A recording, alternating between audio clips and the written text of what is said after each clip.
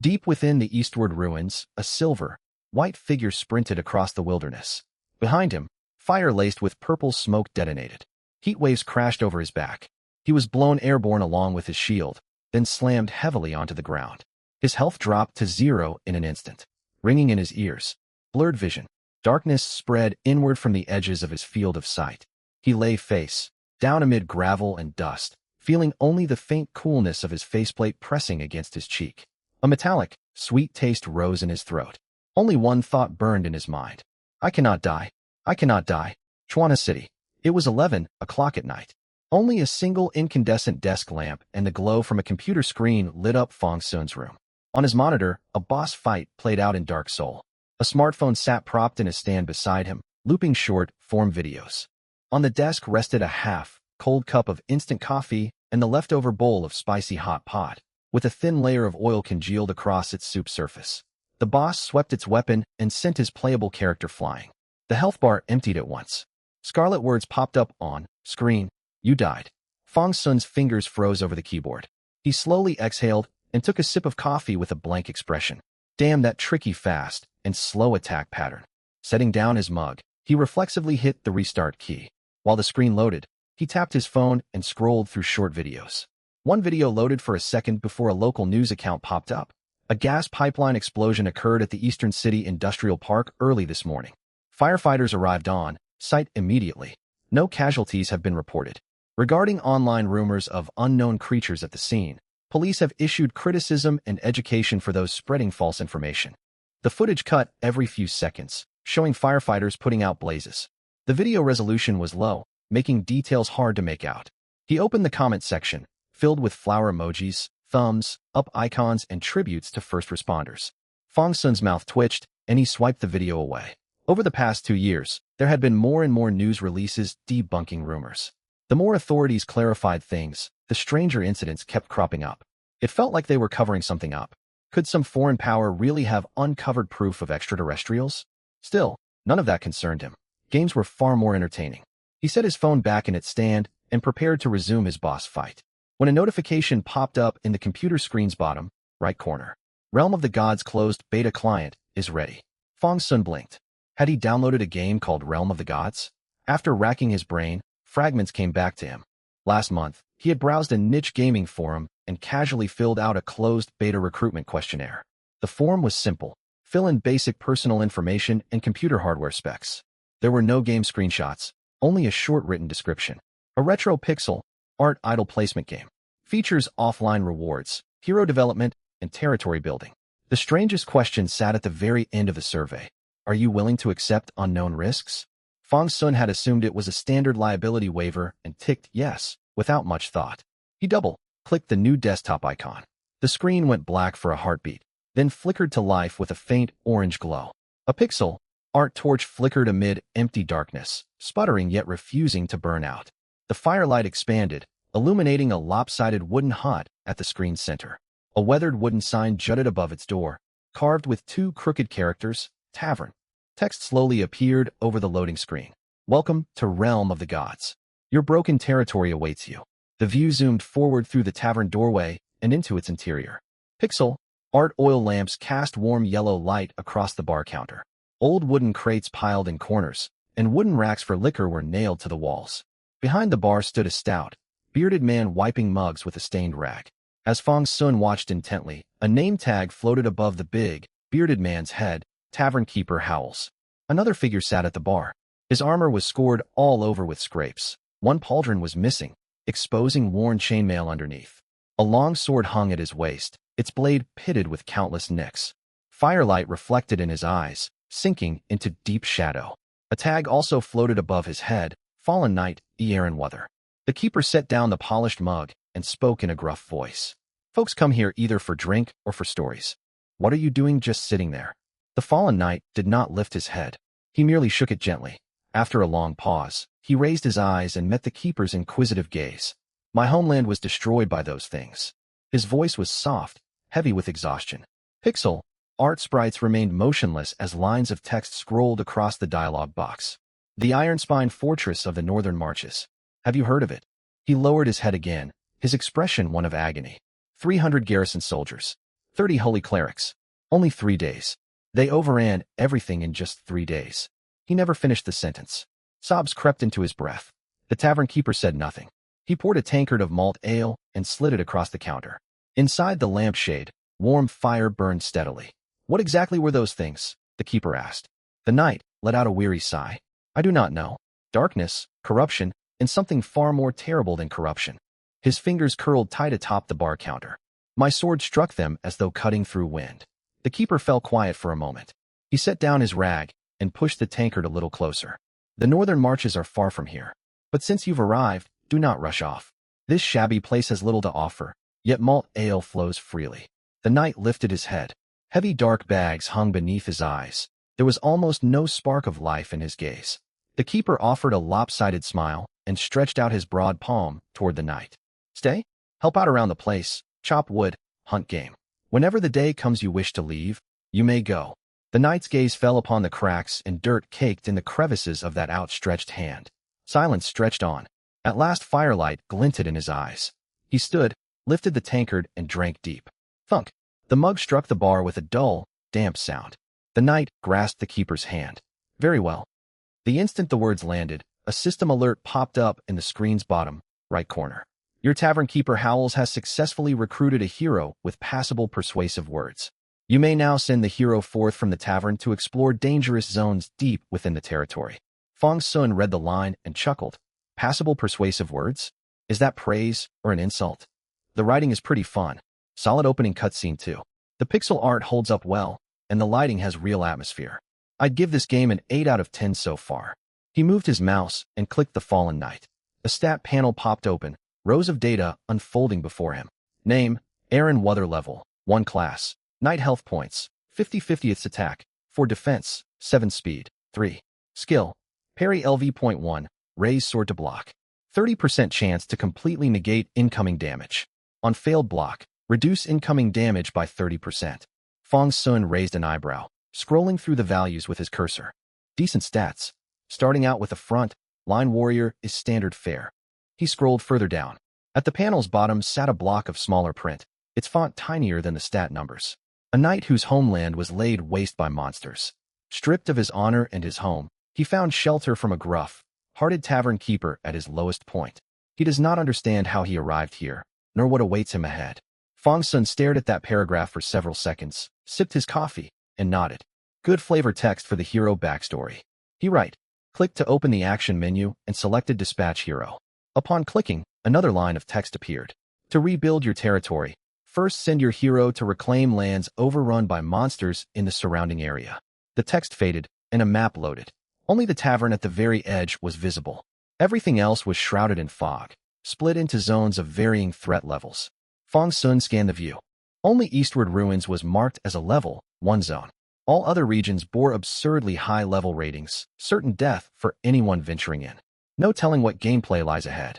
Might as well take the first step of early game progression. He clicked the fog-covered tile labeled Eastward Ruins. The knight stood, pushed open the tavern door, and stepped outside. Within the pixel scene, the camera pulled back as the knight marched away. A lone silver, gray sprite trekked toward the wilderness at the territory's edge. Fong Sun leaned back in his chair and stretched comfortably, draining the last of his coffee. He meant to minimize the game window, yet clicking twice achieved nothing. His cursor hovered over the mouse. Is it freezing? Or is my mouse broken? The display still showed the wilderness. A murky gray sky hung low overhead, and fog swirled along the map borders, as if something stirred within the mist. Fong Sun frowned. He clicked the mouse 2 more times. Nothing happened. On his third click, the screen cut to black. More than 10 seconds passed before the display lit up again. His desktop looked perfectly normal. He stared at the screen for 2 seconds, then glanced at the background, running Dark Soul window. A crash. He switched back to Realm of the Gods. The game functioned normally once more. The knight was still traveling. He tabbed the game into the background and returned to Dark Soul. That was how idle games worked. Send characters out and wait for rewards. Time flowed by until 2 o'clock in the morning. Beneath the Chuanha City precinct, 3 floors underground, a square ceiling lamp cast cold white light over an office at the corridor's far end. Ventilation ducts hummed low. Wei Guozhong stared at a blank document on his screen, puzzling over how to draft a report that would push higher ups to send reinforcements quickly. 2 months prior, a spatial rift had opened in the Eastern Industrial Park. It was low, threat, occasionally spitting out scavenger rats. Starting last week, however, the rift's energy fluctuations had turned unstable. Swarms of scavenger rats pouring through had quadrupled in number. Even ordinary scavenger rats grew as large as an adult human's thigh. Promised reinforcements had yet to arrive. He only had 3 regular squads on hand, plus 1 squad of recovering wounded. 2 other teams held other rift sites and could not be reassigned. Wei Guozhong held an unlit cigarette between his fingers. Knock, knock. 2 soft raps struck the door. Wei Guozhong did not lift his gaze from the monitor. Come in.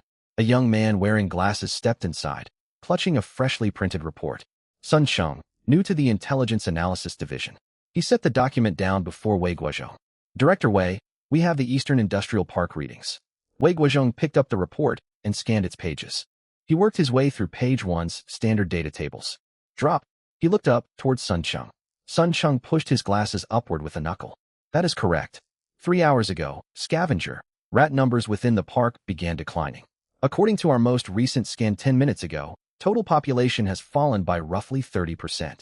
Wei Guozhong's brows knotted, confusion flickering across his face. His sentry squads could not have achieved that result. Reinforcements haven't arrived. Who called them? Sun Cheng's expression turned complicated. Wei Guozhong's frown deepened. What do you mean? Sun Cheng pulled an energy readout comparison chart from the folder. The upper diagram showed more than 20 red dots. The lower diagram was missing nearly a third of them. We reviewed all park surveillance feeds and energy detection logs. Fewer rats are emerging from the rift, and many are retreating back inside, as if being called home by some force. He laid the chart on the desk. These are scan snapshots taken 3 hours apart. Wei Guozhong studied the chart for a long while. Silence settled over the office. The ventilation hum grew louder. He set the chart gently down and muttered under his breath. Going back inside. Sun Cheng stood by and said nothing. Wei Guozhong set his cigarette aside and picked up the landline phone to dial a number. Monitoring station. This is Wei Guozhong. Send every reading from the Eastern Industrial Park over the past 6 hours to my terminal. Include raw spectral energy residue logs. He hung up and looked at Sun Cheng. Have the figures been double-checked? Instrument malfunction? Triple verified. Equipment self, diagnostics passed, and backup hardware returned identical datasets. Wei Guozhong nodded. After a short pause, he spoke again, his voice lowered. Alert all monitoring stations. Maintain 72-hour non-stop surveillance of the Eastern Industrial Park starting immediately. Call my direct line for any anomaly. Yes, sir. Sun Cheng exited the office and closed the door softly behind him. 2:29 a.m. Fong Sun closed Dark Soul and let out a long sigh of relief. Finally beat that boss. He glanced at the time in the corner, past 2 in the morning. He stood and stretched. His spine popped with a string of small cracks. He rinsed his mug and set it upside down on the table, then yawned and sank back into his chair. About to shut down his computer, he remembered the new idle game title. He rubbed his palms together and stared at the screen. Let's see what loot we got. He opened the game window. The knight had just returned to the tavern and sat in the middle of the bar. Barely a sliver of health remained. Fresh gashes marred his armor. The big, bearded keeper slid a tankard toward him and chuckled. Drink up and warm yourself. How was the haul? The knight picked up the mug and drank. It was passable. The keeper asked no further questions, settled back into his recliner, and drifted off to sleep. Fong Sun arched an eyebrow. It was a nice touch that characters triggered post-mission tavern dialogue automatically after returning from idle expeditions. Nice home, return cutscene. Wonder if more NPC storylines will unlock later. Shrugging off the thought, he opened the map and clicked Eastward Ruins. Outer zone cleared, 32%. Central zone cleared, 0%. Core zone cleared, 0%. He squinted at the percentage and murmured to himself. Acceptable progress. Closing the map, he opened his inventory. His gold total sat at 278, and 5 ordinary chests rested inside. Hovering his mouse over one brought up its tooltip. Ordinary chest LV.1. Contains low-grade gear and crafting materials. He opened all 5 chests one by one. Out came 1 white, quality breastplate and gauntlets, 1 green, quality longsword. The remaining 2 chests yielded basic health potions. He equipped the new loot on the knight. Stats improved modestly. The knight had reached level 3 thanks to the green tier weapon, and his defense had risen noticeably. Fong Sun observed the status. This idle game doesn't auto-heal characters after expeditions. Pretty hardcore design choice. He checked the regeneration rate. Merely 1 health point recovered every 3 minutes. Fong Sun clicked his tongue. An idle title without automatic post. Mission healing is unusual. Hope we unlock healer units soon. Otherwise, subsequent runs will require long waits for health regeneration. He closed the game window and switched off his desk lamp. Darkness flooded the room. Fong Sun felt his way to bed and sank into the mattress, his tense back muscles relaxing as he shifted into a comfortable position. He closed his eyes, his consciousness drifting towards sleep, when the computer monitor flickered once. A notification seemed to pop up briefly before vanishing. Fong Sun opened his eyes. The room stayed dark. The computer sat silent, its power indicator light glowing faint green. He stared into the blackness for a few seconds. Sleep weighed far too heavy, too lazy to get up and investigate. He rolled over and pulled the blanket over his head. I'll check tomorrow. Late at night, fog wrapped around the territory, draining color from the landscape. Inside the tavern, Howell swayed slowly in his sleeping recliner. Aaron Weather finished his malt ale. He washed the mug in the basin and set it on the bar counter. He glanced around the room, lost and unsure what to do. Howell stirred as if sensing something and opened his eyes to look at him. The Watcher's gaze has lifted. There are empty guest rooms upstairs. Take whichever you like. The Watcher. Aaron Weather frowned. Is that him? The instant he had accepted the Keeper's offer, an unignorable divine mandate had flooded his mind. He had marched straight out to fight without hesitation. He would not even have considered turning back had he not nearly perished out there. Now, Aaron Weather stared down at his newly acquired equipment, his heart tangled with conflicting feelings. A god? Ought he kneel in reverence, or fight in dread? Oddly enough, this sense of being directed stirred no resentment within him. He tried to form the thought, I should be angry, yet the notion dissolved before it could fully take shape. Howells chuckled, pushing himself upright with one hand braced against the bar. Believe in him if you wish.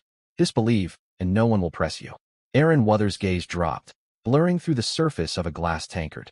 I do not know. He paused, then asked, how could you tell? The Watcher's gaze faded. Howells laughed again and scratched his beard. He stood upright, closed his eyes, and inclined his head toward some distant direction. Anyone who acknowledges the Watcher's existence and abides by their will can feel that presence. He looked toward Aaron Weather, a faint smile tugging at his lips. Faith or doubt, the ale remains. The armor bestowed by the Watcher rests upon your shoulders. Aaron Weather's brow drew tight. Deep misgivings lingered in his heart. 3 months prior, as monsters besieged his fortress, civilians, elders and children alike, had knelt and prayed to that distant deity. For 3 days and nights, countless worshippers collapsed, fainted, and even died upon their knees. No divine mercy descended. Such a god was undeserving of devotion. Yet, this brand new armor upon his body was a gift from that very divinity. Shortly after this Watcher laid eyes on him, blessings arrived. Perhaps there truly was hope. Aaron Weather began to speak, only to be cut off by Howells. I understand your worries. In time you will learn the truth. I told you before, whenever you wish to depart, you are free to go. The Watcher bears no grudge. They are merciful, bountiful, and forgiving. Howells gestured toward the knight's new armor. Is this not proof enough? Aaron Weather parted his lips, met Howells' warm smile, and closed his mouth again. He bowed his head and traced the smooth curve across his breastplate with his fingertips. After long reflection, he lifted his face and spoke at last. Thank you. I shall head upstairs. Chuana City. When the first ray of dawn tore through the eastern night, the whole city still lay buried beneath lead, gray mist. The sun had yet to show itself, but the horizon was already streaked with the pale hue of fish, belly white. Ring, ring, ring. Fong Sun was jolted awake by the alarm. He rolled over and deactivated it with practiced ease. Sitting upright on his bed, his heart thundered erratically, pounding so hard it throbbed in his eardrums. That alarm never failed to send his nerves jolting. He clutched the fabric over his chest, his features twisting in discomfort. It took him quite a while to steady himself. Ugh, I feel like I'm dying. Even so, he had no real wish to kick the bucket. It was 8 o'clock. After washing up, he sat back down in front of his computer, lost in blank thought. He stared at the pitch black screen for a long moment before recalling the idle game he had played the night before. Might as well check it out. The screen lit up. He clicked the desktop shortcut icon. The startup sequence played out just as before. The screen went dark, then a dim torch flame illuminated a small patch of the scene. The view zoomed in. The knight sat squarely in the middle of the bar counter, while the bearded bartender polished his glassware. A speech bubble popped up above the big, bearded bartender's head. I once knew many city garrison soldiers. They were all good men. Fong Sun's eyes narrowed slightly as he watched those thick, calloused hands. Pretty grubby. Can't he get new ones or clean them?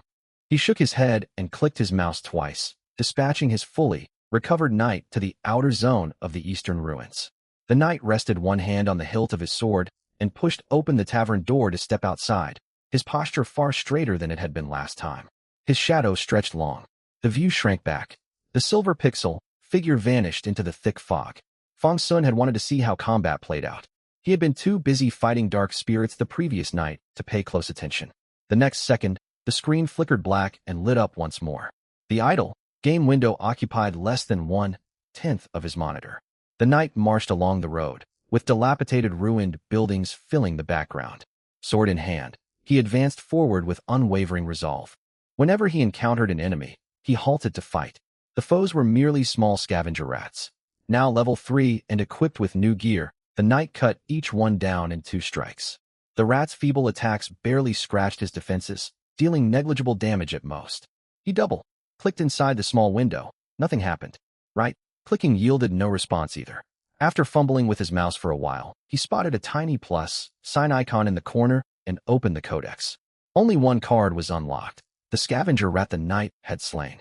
Species, scavenger rat /HP, 20/ATK, 7/SPD, 7/def, 3. Kill reward, 1 to 2 gold coins, /1 to 2 EXP, /5% chance for reward chest. Fong Sun clicked his tongue and nodded in satisfaction. Can't even break my defense. Total trash. Just as he was feeling pleased with himself, his phone blared its second alarm. This one meant it was time for work. Any further delay risked being late. He pulled on his jacket, rushed downstairs, wolfed down 2 steamed buns, and hurried to catch the bus heading for the office. He clocked in once he arrived and slumped down into his workstation chair. Beside him sat Sue Kellen, his childhood best friend and work buddy, already settled at his desk. Sue Kellen propped his elbow on the glass partition and scrolled through his phone. Seeing Fong Sun's haggard look, he let out a snickering laugh. You look totally worn out. Weren't you into martial arts training and working out before? He reached over and squeezed Fong Sun's arm, still able to feel well-defined muscle beneath the fabric. Fong Sun merely huffed and ignored him. Sue Kellen kept talking. Hey Fong Sun, I've got something interesting to show you.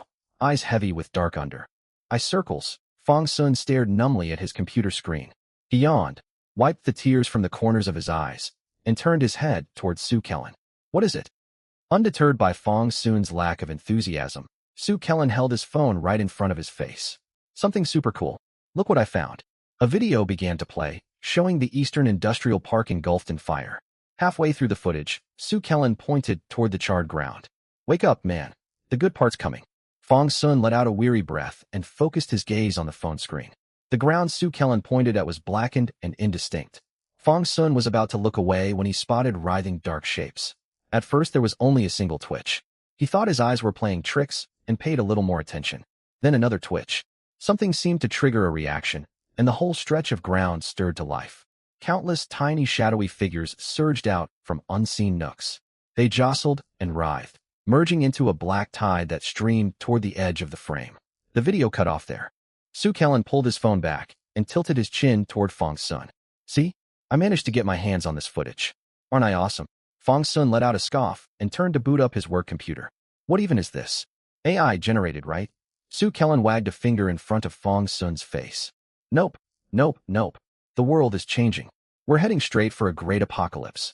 I'll awaken a god, tier talent, and you'll end up being my sidekick. Fong Sun offered a hollow laugh. His friend was still as delusional as ever. His own priority was to get back to ordinary daily life. Sure thing. I'll be the one unlocking the god, tier talent. Sue Kellen clicked his tongue and rolled his eyes in disdain. Bureau curtain, Chuanha City branch, underground level 3. The door to Wei Guan's office flew open. Sun Chung hurried inside, dropped a folder onto Wei Guan's desk, and gasped for breath before speaking. Director Wei, the number of scavenger rats pouring out from the rift is dropping again. Smoke hung thick inside the office. Wei Guan stared at the data displayed on his monitor and exhaled a cloud of cigarette smoke. His ashtray overflowed with butts, piled like a tiny graveyard. He had pulled another all-nighter. Bloodshot veins crisscrossed his eyes.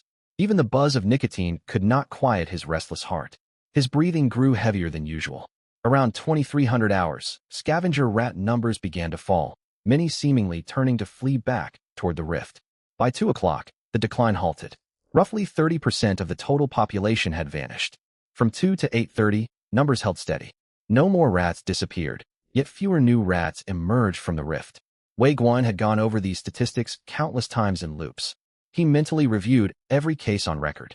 In the 27 years since the first rift had opened, nothing like this had ever occurred. Could something inside the rift be recalling these rats? He crushed out a cigarette and studied the newly updated morning figures. After 8:30, scavenger rat counts plummeted once more. By now, barely any remained. The pattern mirrored the night, time incident, unfolding only at a faster pace. Speed, timing. Was whatever was behind this growing stronger? What truly puzzled Wei Guan, however, was not the behavioral pattern itself. It was the unknown entity. Did it even exist? He pressed his fingertips against his temples and leaned back heavily in his chair. He marked the 2 time windows along a mental timeline. A cold conclusion settled heavy in his gut. This was no random anomaly. It was pattern behavior. 2 separate events with comparable outcomes, separated by roughly 6.5 hours. What did that 6.5 hour interval represent? A recharge cycle? Or did it need to rest? Why those exact timestamps?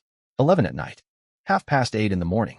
These were not typical military operation hours. Military strikes favored 3 or 4 in the early morning, when human vigilance dipped lowest. These times were far too ordinary. 11 p.m., when many night owls were still awake. 8:30 a.m., when most people got up and headed for work. Wait, work? He glanced instinctively at the wall clock. The hand stood at 5 o'clock in the afternoon. That absurd thought flickered through his mind before he dismissed it with a rub of his palm.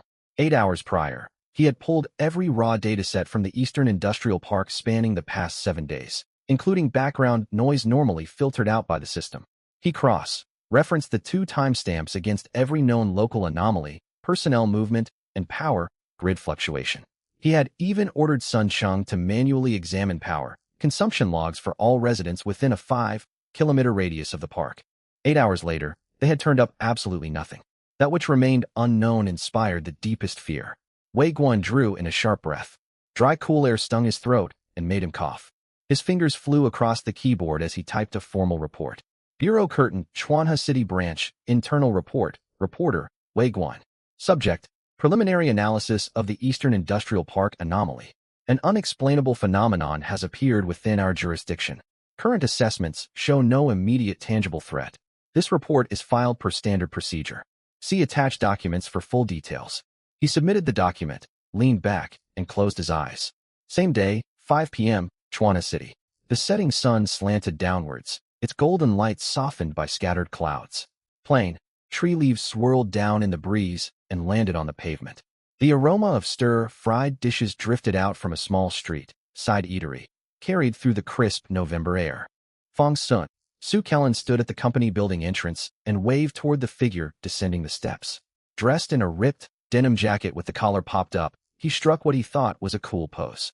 Fong Sun walked slowly down the steps, unclipped his work lanyard, and stuffed it into his pocket. Bright sunlight made him squint.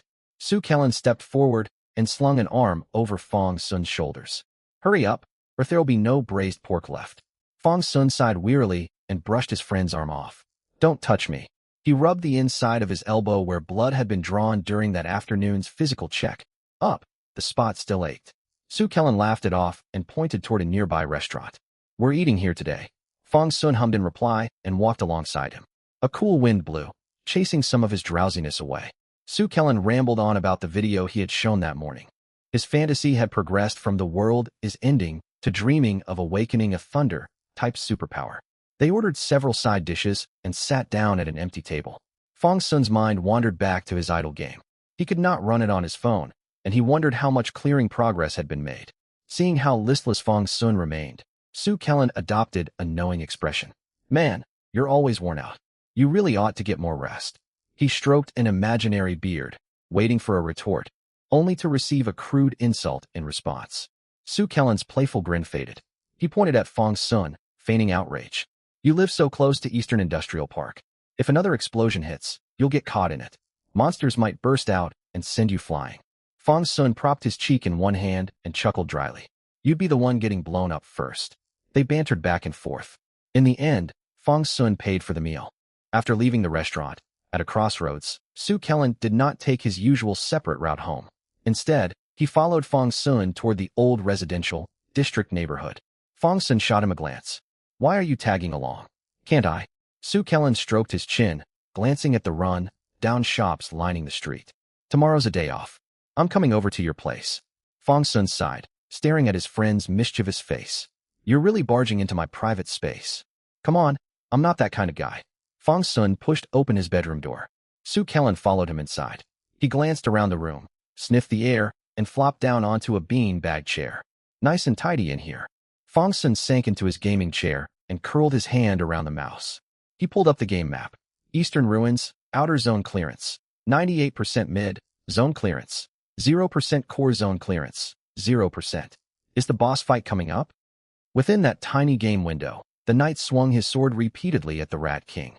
The Rat King's blows barely dealt 7 points of damage to the knight. Still, the knight's health had dwindled down to 1/3 after all the prior fighting.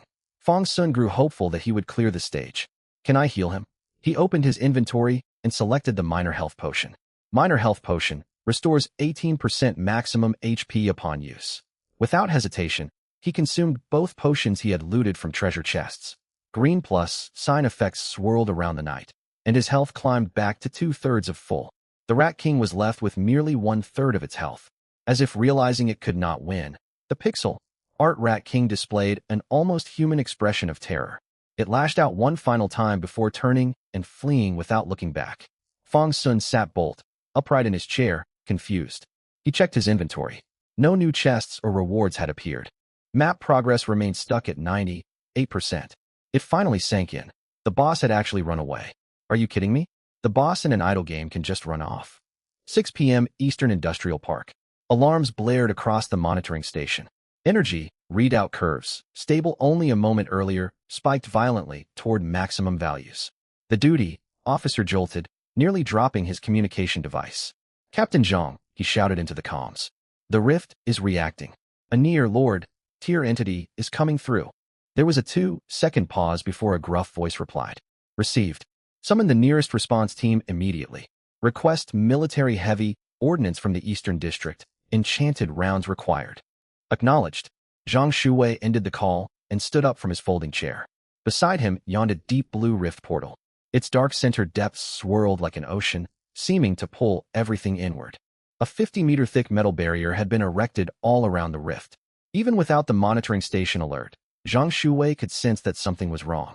Light patterns shimmered across the rift's surface, and space within 5 meters of it warped subtly. He drew his sword and stroked his stubbled jaw, turning to his 7 solemn-faced teammates. "A Lord-tier monster is about to emerge. Fall back." A young operative retreated to safety, his sword hilt gripped in trembling hands.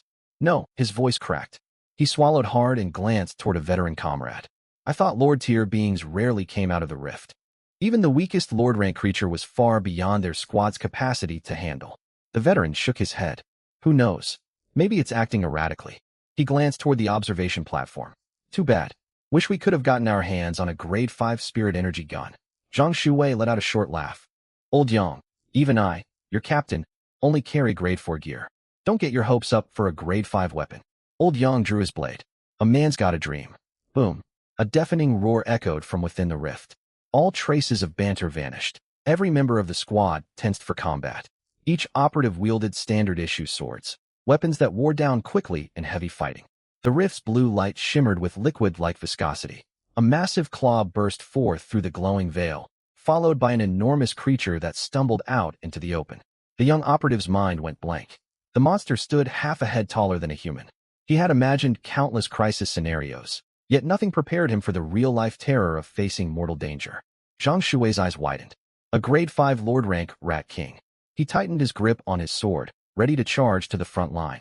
Before he could take a single step forward, however, the Rat King collapsed heavily onto the ground. An awkward silence descended. Every member of the squad had mentally run through dozens of fight-or-die scenarios. None of them had expected a Lord-tier monster to faceplant the instant it exited the rift. It looked almost pathetic. One operative raised his handgun, aiming at the Rat King's skull, but hesitated to fire. What if it was a trap? Seconds ticked by. Nobody dared move. Even lying motionless with its back turned, the giant rat radiated overwhelming menace. Everyone feared it could lash out and kill them in an instant. Zhang Shui's palms grew slick with sweat as he held his sword. He studied the beast carefully. Its body was crisscrossed with sword wounds. One deep gash even exposed a sliver of pale bone underneath the fur. Just as he took a step forward, planning to launch a surprise attack while it was weakened, the Rat King, lying prone before the rift, suddenly seemed struck by some stimulus. Its body began convulsing violently. It pushed itself up and let out a shrill roar from its throat. The first thing it did upon regaining its senses was glance toward the rift behind it. Seeing nothing there, it scrambled to its feet, pushed off hard with its hind legs, and lunged forward. It leaped a full 7-8 meters. "Stop it!" Zhang Shui shouted. Gun-toting team members aimed at the Rat King's head and pulled the trigger. 3 shots rang out in quick succession. By then the Rat King had already sprinted 20-odd paces. Mid-sprint, it tilted its head slightly. The movement was minimal. Against the 3 incoming bullets, it did not need a large dodge. Bullets whistled past its auricles and buried themselves in the brick wall ahead. Seeing the pistols were ineffective, another team member raised an assault rifle and fired short bursts. Rounds slammed into the bony carapace on the Rat King's flank. Sparks sprayed off the surface. Bullets flattened and clattered onto the ground. The Rat King did not slow down. It glanced left and right, reached out, and sank its claws into an adjacent sheet metal wall. It tore a huge chunk free. With a powerful swing, it sent the sheet metal hurtling toward the rifle-wielding team member. The metal slab was half the size of a grown human, its edges jagged like saw teeth. The team member tried to dodge, but the projectile traveled too fast. He had barely begun to move when it was upon him. A streak of sword light sliced in from the side. The sheet metal split cleanly in two. The pieces flew past Zhang Shuwei on both sides and embedded themselves in the wall behind him, driven 3 inches deep. Their trailing edges hummed and vibrated. He still held his follow-through stance. His wrist trembled slightly. Blood welled from his palm and dripped down the hilt. The Rat King had reached the high wall and was slamming itself repeatedly against the metal barrier. Zhang Shuwei looked at the rift in the background, then at the clearly alarmed Rat King ahead. Connecting this with its injuries, his expression grew heavy. Is something chasing it? Over at Fong Sun's place, he stared in confusion at his screen. Moments earlier, the pixel art Rat King had darted into a crack deep within the ruins and vanished. That crack glowed sky blue, stark against the surrounding gray, decaying wasteland. Fong Sun pondered for a moment, watching his pixel hero stare down at his own hands, seemingly lost in thought. Cutscene? Guess I'll wait. Assuming another story segment was playing, he opened his inventory to check what he had gained from leaving the game running all day. He had been busy healing the knight and had not looked earlier. Inside the inventory, 1 elite chest, 5 ordinary chests. His hand hovered over the mouse to open them, then paused. I should wash my hands first before opening loot boxes. With that thought, he trotted off toward the bathroom. Su Kellen lay sprawled on a lazy sofa scrolling on his phone. He shot a glance at Fong Sun, then back toward the computer monitor. Nothing is even happening. What is he so absorbed in? Has he lost his mind? Within the game ruins, the knight stared at his hands in utter disbelief. That surging vitality welling up inside me a moment ago. Was that you, Divine One? Though only part of his wounds had healed, he knew full well what had occurred. Moments before, his life had been slipping away. The Rat King's claws had ripped through gaps in his armor. Blood seeped from his abdominal gash, draining his remaining strength with every passing second. Then that warm current arrived, brimming with powerful life force, flowing through his veins across his whole body. He glanced down at his side wound. Flesh had knitted closed, not even a scar remained. Aaron Wuther turned toward the direction where Howells had bowed the previous day and dropped to one knee, sword laid across his lap. Words caught in his throat. So much needed to be said, yet he did not know where to begin. The Rat King had escaped. At the height of their fight, he had hesitated. Stunned by that sudden influx of healing power, he had frozen. That strike should have cleaved through the Rat King's nape. Yet when the beast swiped its claws, he had stepped back. That single half-step had given the Rat King the opening to flee. If his faith had been unshakable, that blow would have landed. If his faith had been unshakable, he would not have flinched from that claw strike. He clenched his fists and lowered his gaze, too ashamed to gaze upward toward the void. You granted me this armor. You granted me this blade. You took me in when I had nothing. All these gifts I have yet to repay. And in the very real battle you set before me, I let my foe get away. He recalled Howell's words from the tavern the night before.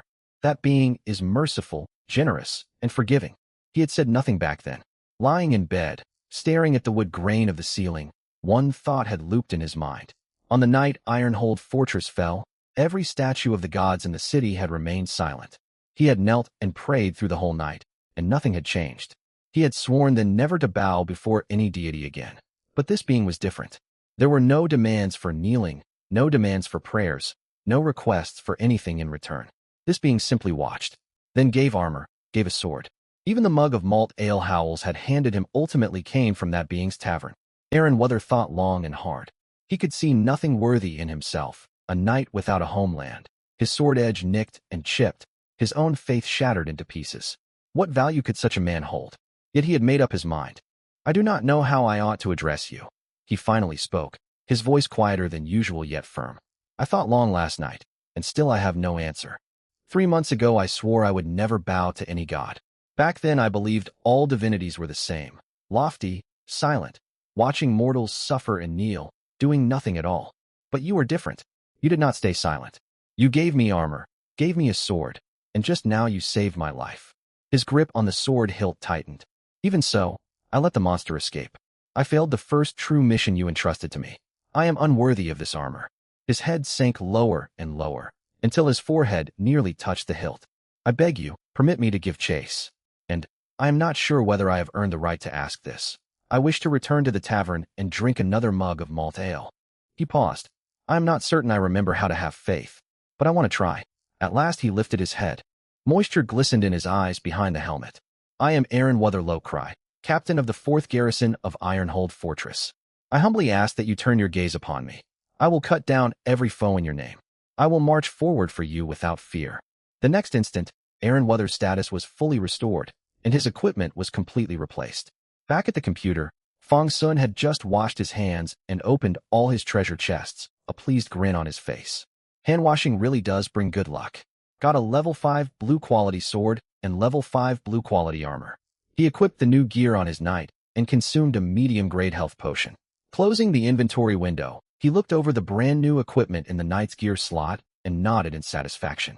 Let's check his stats now. He moved his mouse over the knight, ready to right-click, and let out a confused "hmm." On screen, the pixel knight was kneeling, facing straight toward the player's perspective. Even in pixel art, resolve and sincerity radiated from him. Why is he kneeling? Is this still part of the cutscene? As Fong Sun puzzled over this, glowing golden text popped up in a window. Knight, Aaron Weather's faith has been rebuilt. You have obtained hero Aaron Weather's ever-burning loyal flame. Decent writing, but what is loyal flame? Fong Sun scratched his chest. Is that some kind of item? He searched his inventory for any new flame-themed object. Aside from the old, unequipped gear, nothing had appeared. He closed the pop-up and opened the character stat panel. Name, Aaron Weather level, 5 class, Knight EXP, 276/5000, HP, 170/170 ATK, 17 def, 34 SPD, 12. Skills, parry LV 0.1 inch. Not bad at all. Blue-gray gear makes a huge difference. He closed the stat sheet. The pixel character remained motionless. He right-clicked the knight repeatedly, yet found no button to send him off or resume pursuit. His eyes drifted toward the small, glowing blue circle at the edge of the screen, narrowing slowly. Could it be? He clicked the blue ring. It flickered, and only then did the knight stand. Of course, the game gives 0 hints.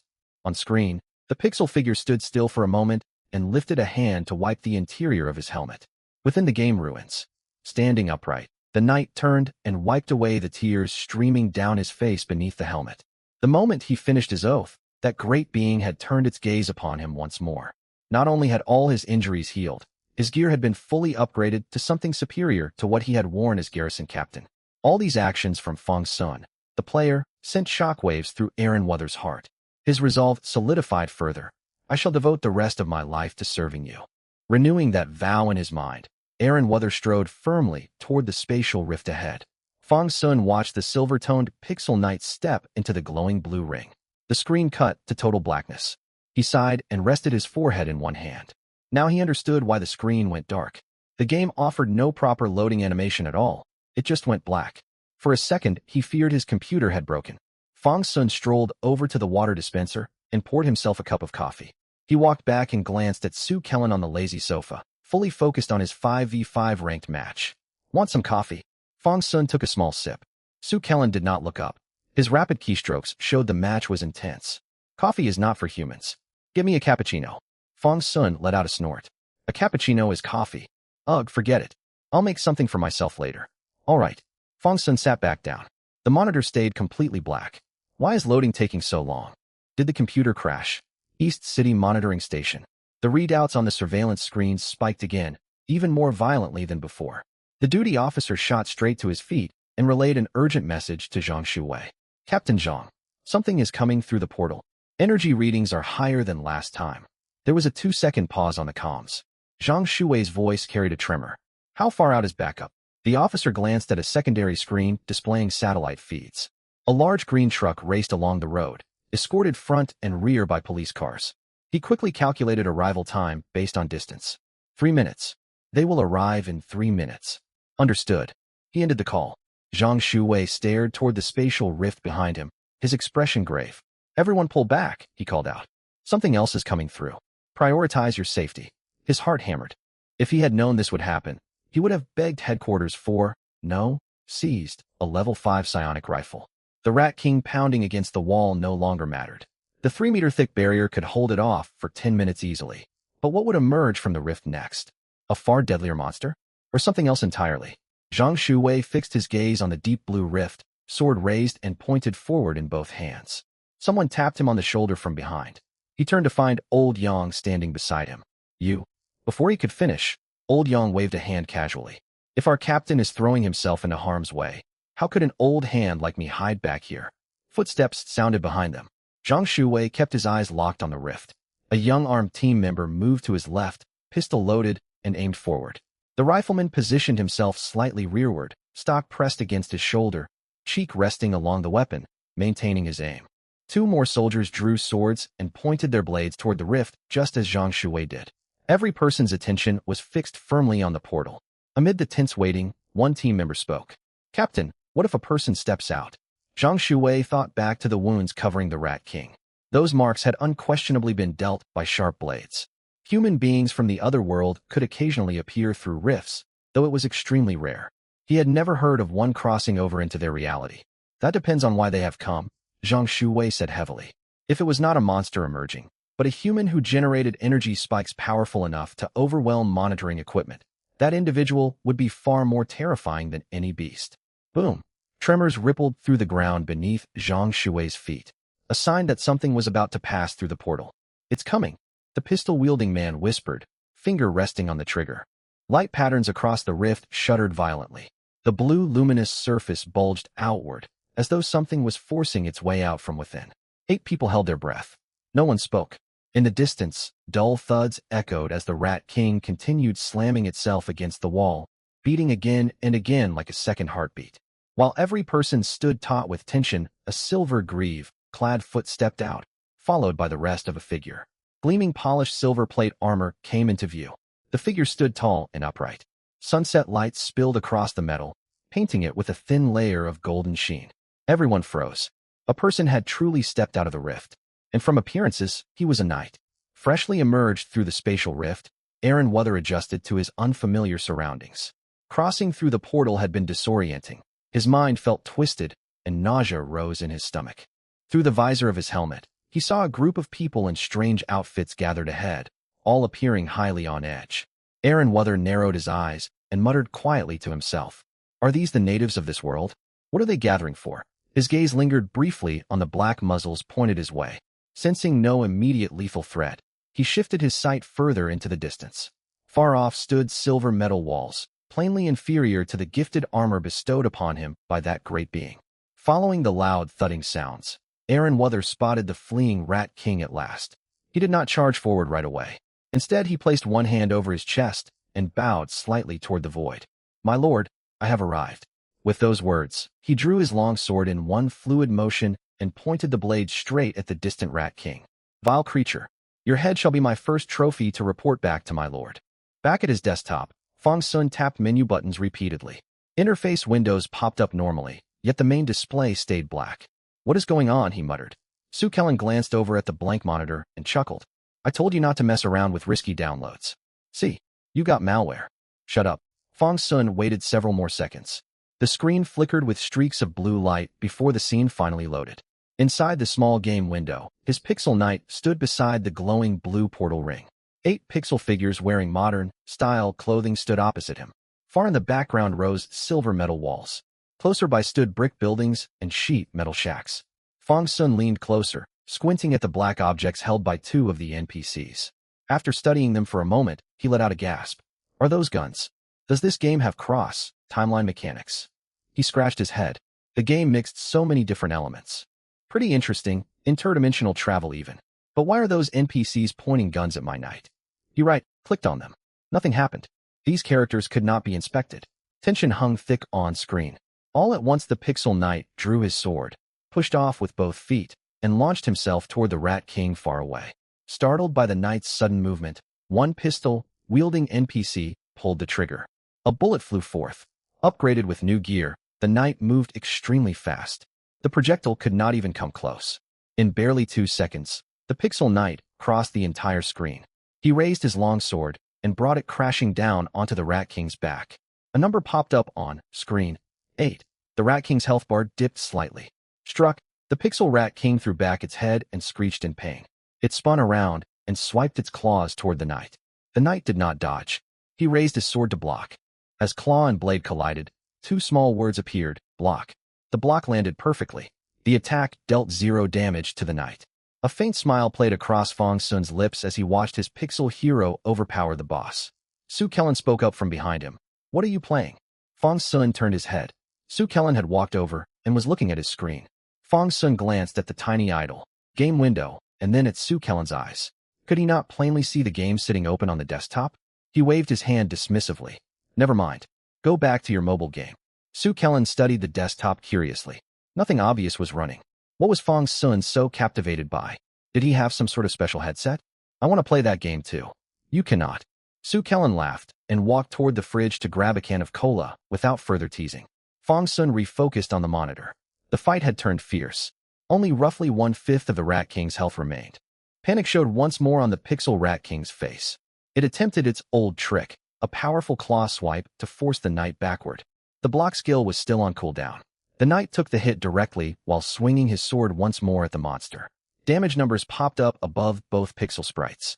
The Rat King's blow barely scratched him. 2. Seeing the knight's health bar nearly untouched, Fong Sun let out a soft laugh. This boss is nothing special. Eastern Industrial Park.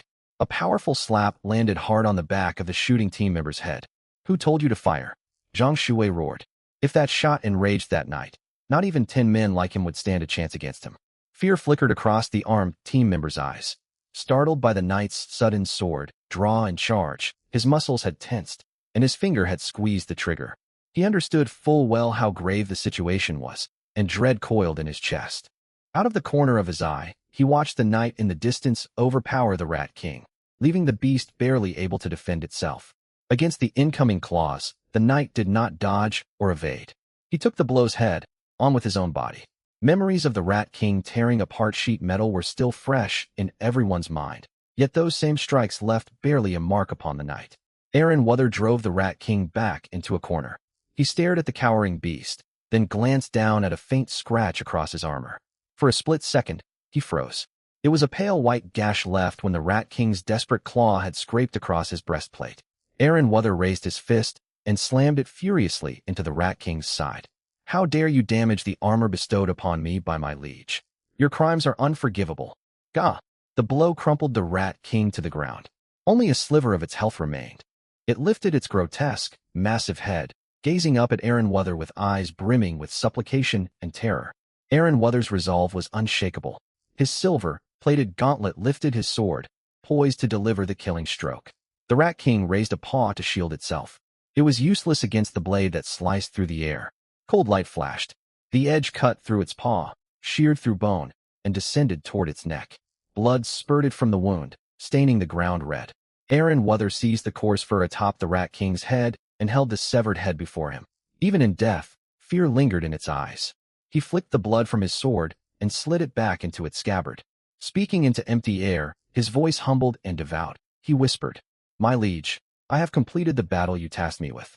I beg permission to return to the tavern. I shall hang this vile creature's head high to deter invaders." In front of the screen, a pop-up window appeared. Your knight requests to return to the tavern. Grant/deny? Fong Sun clicked grant without hesitation. The moment the Rat King had fallen, a boss treasure chest had appeared in his warehouse. He could hardly refuse such a small request. The next instant, the pixelated knight before him dropped to one knee, facing the screen. My liege, thank you for your generosity and mercy. I shall offer you everything within my power.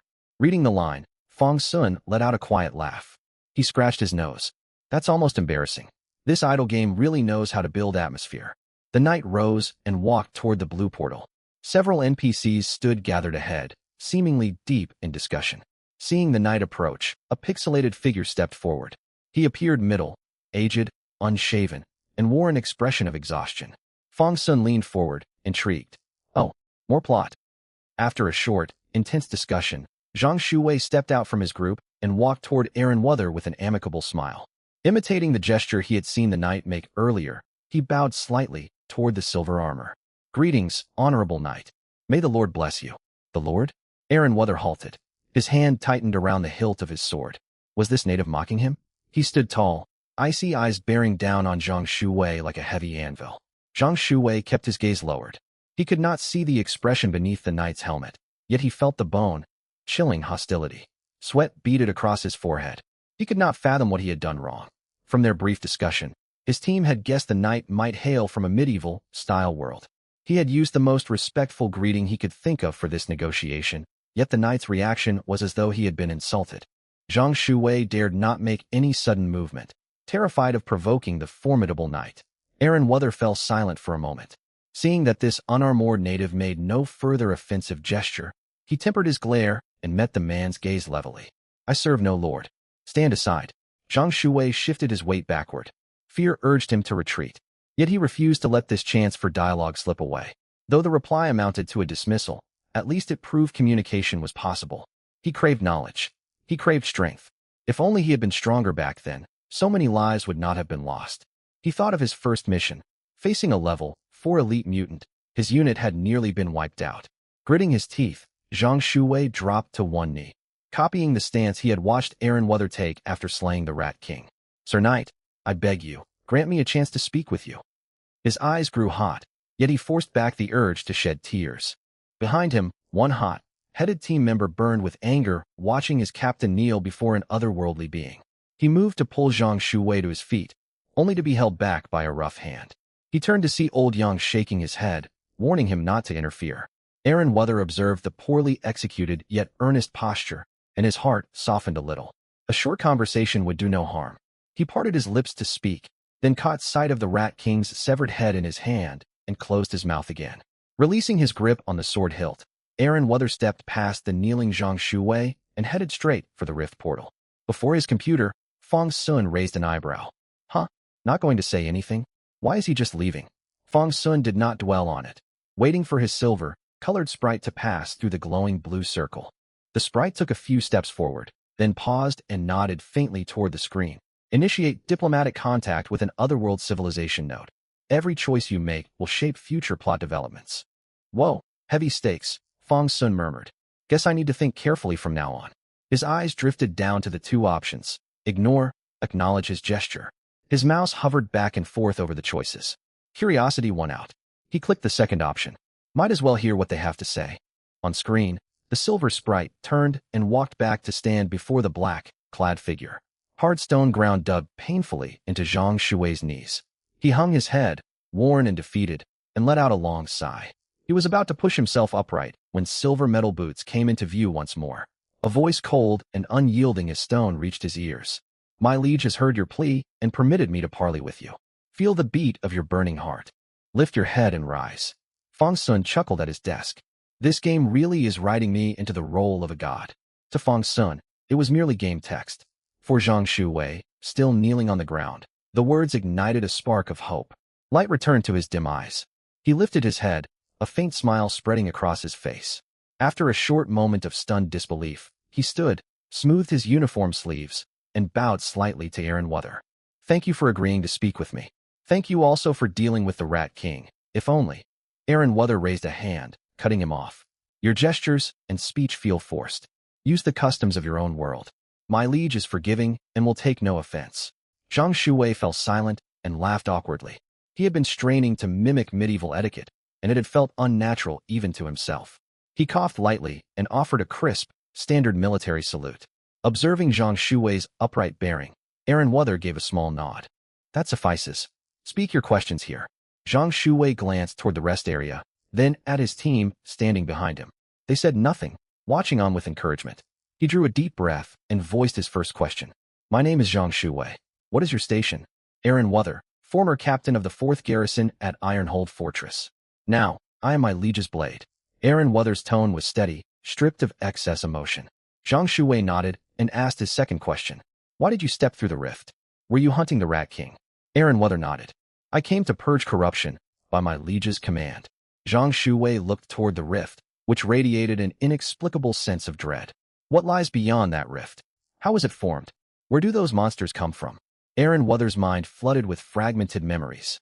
He pictured himself atop fortress walls, endless corrupted creatures stretching out below, a silent black tide that clutched at the heart. He spoke slowly, his voice tinged with detachment and quiet sorrow. Calamity, darkness, corruption, death. Another memory surfaced, a crooked wooden cottage lit by dim firelight. Yet there is also a place to take shelter. He shook his head at the rest of the questions. I know nothing more. Perhaps my liege does, he thought to himself, choosing not to share that thought with this native. Zhang Shuwei was about to press further when the ground shuddered violently, as though something enormous was rolling across the earth. A tank. Zhang Shuwei realized instantly. If outside forces intervened, this conversation would be ruined. So many questions remained unanswered. He gestured sharply at Old Yang, ordering him to hold off the incoming reinforcements. He regretted calling for backup, but it was already too late. Old Yang had barely moved when heavy iron doors crashed open. A massive cannon barrel poked through the opening, aiming straight for Aaron Wuther and steadily advancing.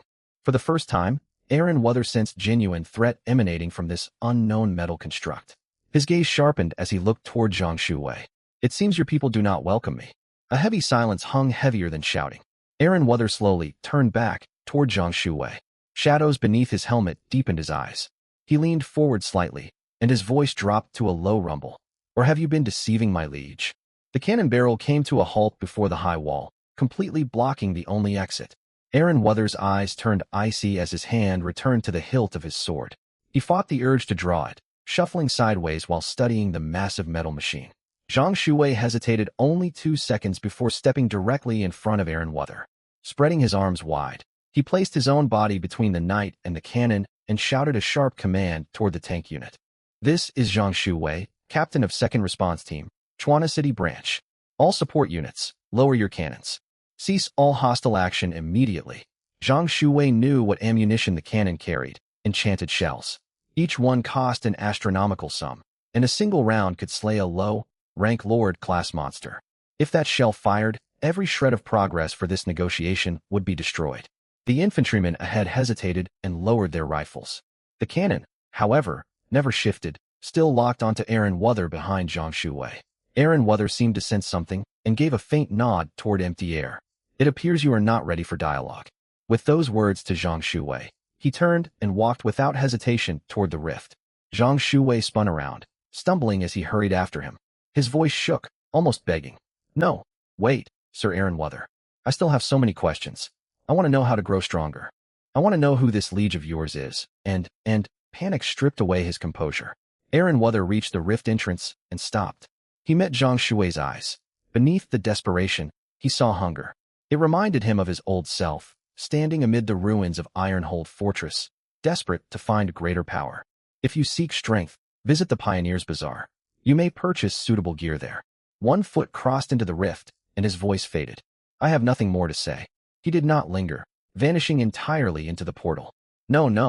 Zhang Shuwei stretched out a hand, eyes bloodshot, trying to grasp him, even tempted to step into the rift himself. A powerful grip suddenly hauled him backward. Have you lost your mind? Old Yang seized Zhang Shuwei by the collar. If you step in there, what will become of all of us? Have you thought about whether you would ever return? He stared furiously into Zhang Shuwei's distraught eyes. Seeing how broken Zhang Shuwei looked, Old Yang burned with frustration. He raised a fist, tempted to knock some sense into him, yet held back. He released the collar and exhaled in frustration. The tank's hatch popped open. A man in camouflage gear jumped down. His brows were drawn tight, his gaze sharp as a blade. He strode over with heavy, firm steps. He came to a stop directly before Zhang Shuwei, chest heaving. I am Li Yin, captain of 1st North City Response Team. Zhang Shuwei, captain of 2nd East City Response Team. You conducted unauthorized contact with an otherworld civilization without filing a report. You will write a formal self-criticism. Li Yin held Zhang Shuwei's gaze unblinkingly. Zhang Shuwei drew a long breath. After a long pause, he uttered a single word. Very well. Old Yang sighed deeply, patted Zhang Shuwei's shoulder gently, and stepped aside. Li Yin turned and headed back for the tank. Halfway there, he glanced back at the dejected man. You are my senior, yet I must warn you. A blade too sharp is easily broken. Zhang Shuwei said nothing, staring down at the ground, lost in thought. Li Yin climbed back into the tank. The rumble of tracks faded into the distance. Back in Fang Sun's room, his computer screen went dark. Rewind to moments earlier. Fang Sun watched in disbelief as a cannon barrel edged into the corner of the game window. The huge tank filled nearly 1/7 of the display. He began clicking frantically at the small blue portal icon. Damn these natives. I saved them, and they point that huge cannon at me. This game was notoriously unforgiving. If his knight sprite died in this cutscene, it might well be permanent. He would lose hard, earn gear, and all his progress. He breathed out in relief only once the knight's figure vanished into the blue circle. Leaning back in his chair, hands behind his head, he replayed the scene in his mind. Man, that plot took such a dark turn. Where did that tank even come from? Fang Sun guessed the game blended cross-world elements. The developer showed real creativity. The slow health regeneration spoke of bold design choices. The screen lit up again. The view returned to the gray, white ruins. The knight emerged from the blue portal and set off on the journey home. He had barely walked a few paces when the portal behind him began shaking violently. Fang Sun's computer jolted. The blue rift winked out of existence. Before he could process what had happened, a violent tremor shook the floor beneath him, followed by a thunderous boom. Behind him, Su Kellen shot upward from the lazy sofa and bolted for the bedroom door. He spun around less than a second later, grabbed Fang Sun by the wrist, and dragged him outside. Earthquake. What are you still sitting there for? Fang Sun's mind spun. An earthquake? Real earthquakes shook continuously, yet this jolt had lasted only an instant. They lived on the 2nd floor. In roughly 10 seconds, they reached the open plaza downstairs. Small groups of confused residents had also fled outside. Quiet murmurs gradually swelled as more people gathered. Was that an earthquake? It only shook once. Doesn't feel like one. Could something have exploded? A middle-aged woman spoke up. I heard there was an explosion out at the Eastern Industrial Park not long ago. Could it have blown up again? Others nodded in recollection. Right, it was on the news. That noise definitely came from the Eastern Industrial Zone. Must be another blast. People clustered together, voicing theories. When no further tremors followed, the crowd dispersed and trickled back into the buildings. A mother pulled her husband along as they headed back. Let's go, let's go. I still need to cook for our kid. It should be fine now. That didn't really feel like an explosion. Let's disperse, everyone. Fang Sun stood outside for a short while, slipping back into his usual listless state. Su Kellen playfully nudged his arm with his elbow. See? Another blast. If you don't move house soon, you'll get blown up. Fang Sun huffed out a quiet laugh and started walking back as well. His idle play game had unlocked 2 new menu tabs when his knight reached levels 4 and 5, and he still hadn't checked what they were. Su Kellen caught up with Fang Sun, planted himself right in front of him, and struck a dashing pose. Beg me, and I'll give you a wing of my big villa. Fang Sun barely held back his laughter. He stepped around Su Kellen, a faint smile on his lips. No need for that, young Master Su. My little room serves me perfectly well. As if he had just received high praise, Su Kellen drew out a long, satisfied Since you called me young Master Su, I simply have to give you that villa wing. Back upstairs, Fang Sun collapsed into his chair in relief, while Su Kellen flopped down onto the sofa. Fang Sun deftly tapped the screen, entered his password, and brought up the small window for Realm of the Gods, his idle play game. He opened the 2 newly unlocked menu tabs. Talents Runes. Fang Sun clicked Open Talents first. His mouse glided over the first line of talents on the page. Attack plus 10/3 max health plus 15/6 further to the right. Separated from the first 2 by a black dividing line were 2 more options. Piercing Thrust 0/5 unleash a sword strike, dealing 170% damage to foes within a 3-meter straight line range. Fearless Charge 0/5 dash forward with shield raised, dealing 260% damage to a single target over a maximum distance of 10 meters. More talents lay below, locked until level 10. He currently had 5 talent points, one apparently granted for each level gained. Fong Sun weighed his choices between attack power and health, then maxed out all 3 tiers of attack. He stared at the 2 combat skills for a moment of hesitation before putting points into piercing thrust. He could not afford to split points between both abilities. The knight only had 2 skill slots right now, and he owned no shield. Against swarms of minor foes, piercing thrust delivered effective area of effect damage. The knight's attack stat climbed to 20, and piercing thrust was slotted into his second skill slot. At 2 points invested, piercing thrust dealt 200% damage, capable of cutting down swarms of small rats with 1 blow. Casting the skill required 5 stacks of momentum, 5 basic attacks, and piercing thrust could be unleashed for free. Fong Sun nodded in satisfaction, all weariness vanishing from his face. Clearing monsters will go much faster now. Behind him, Su Kellen scrolled through short-form videos, chuckling every now and then. Fong Sun opened the rune's interface next. The rune interface displayed a rough black stone wall crossed with fine chisel marks.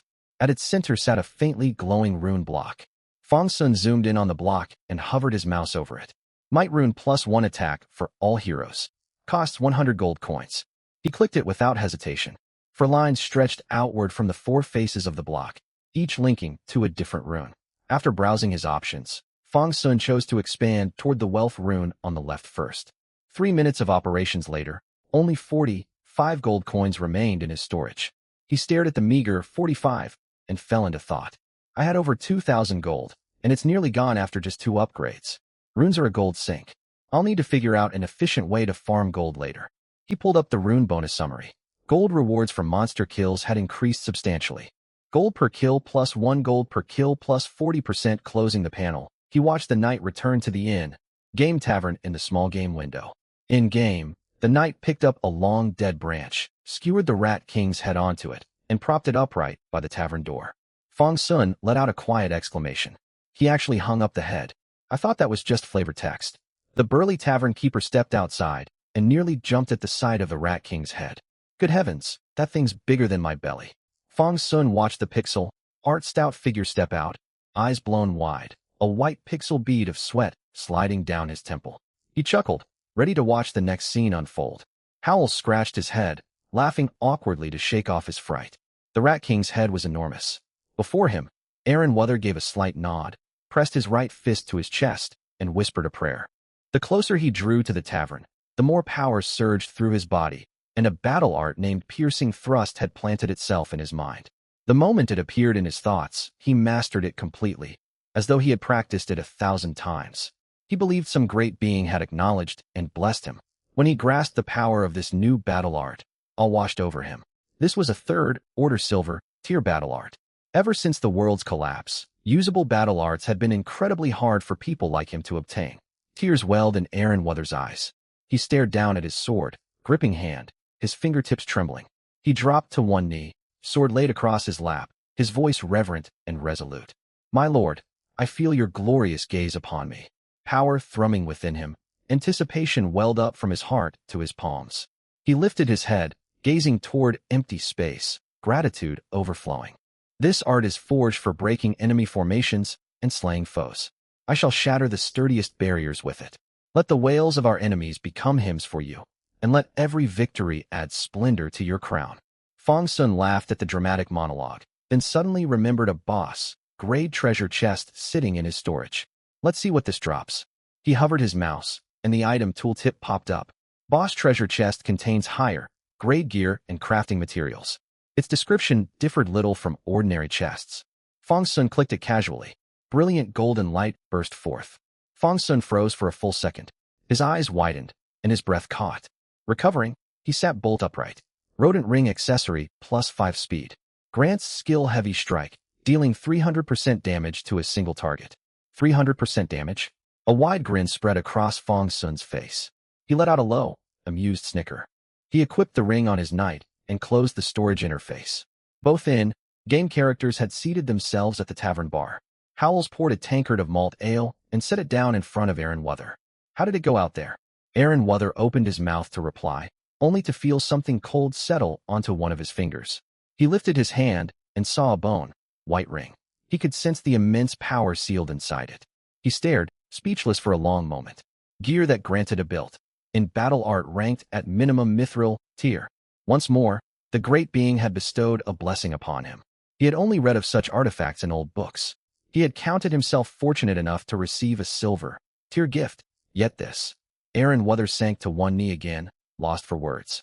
How could he ever repay such grace? Howell spotted the ring on his finger but asked no questions, offering a genial smile as he shared in the man's overwhelming joy. Meanwhile, far away, the atmosphere within the Curtain Bureau in Chuanha City could not have been more different. Wei Guan sat before a file detailing the recent incident at the Eastern Industrial Park. The Rat King had been eliminated, and the rift had collapsed once its core lord perished. Yet no joy showed on his face. He held a communicator and stared darkly at a screen displaying surveillance footage from the Iron Wall defense line. "Zhang Shuwei," he said slowly, his voice low. The reply came instantly over the comms. "Here. Who authorized you to open negotiations without orders?" Night had fallen. Zhang Shuwei had spent more than an hour traveling from Eastern Industrial Park to the Curtain Bureau. He arrived alone and stood outside the office door. His colleagues Yang and the others had wanted to come with him. Inside the office, Wei Guan lit another cigarette. He had not slept for 3 days.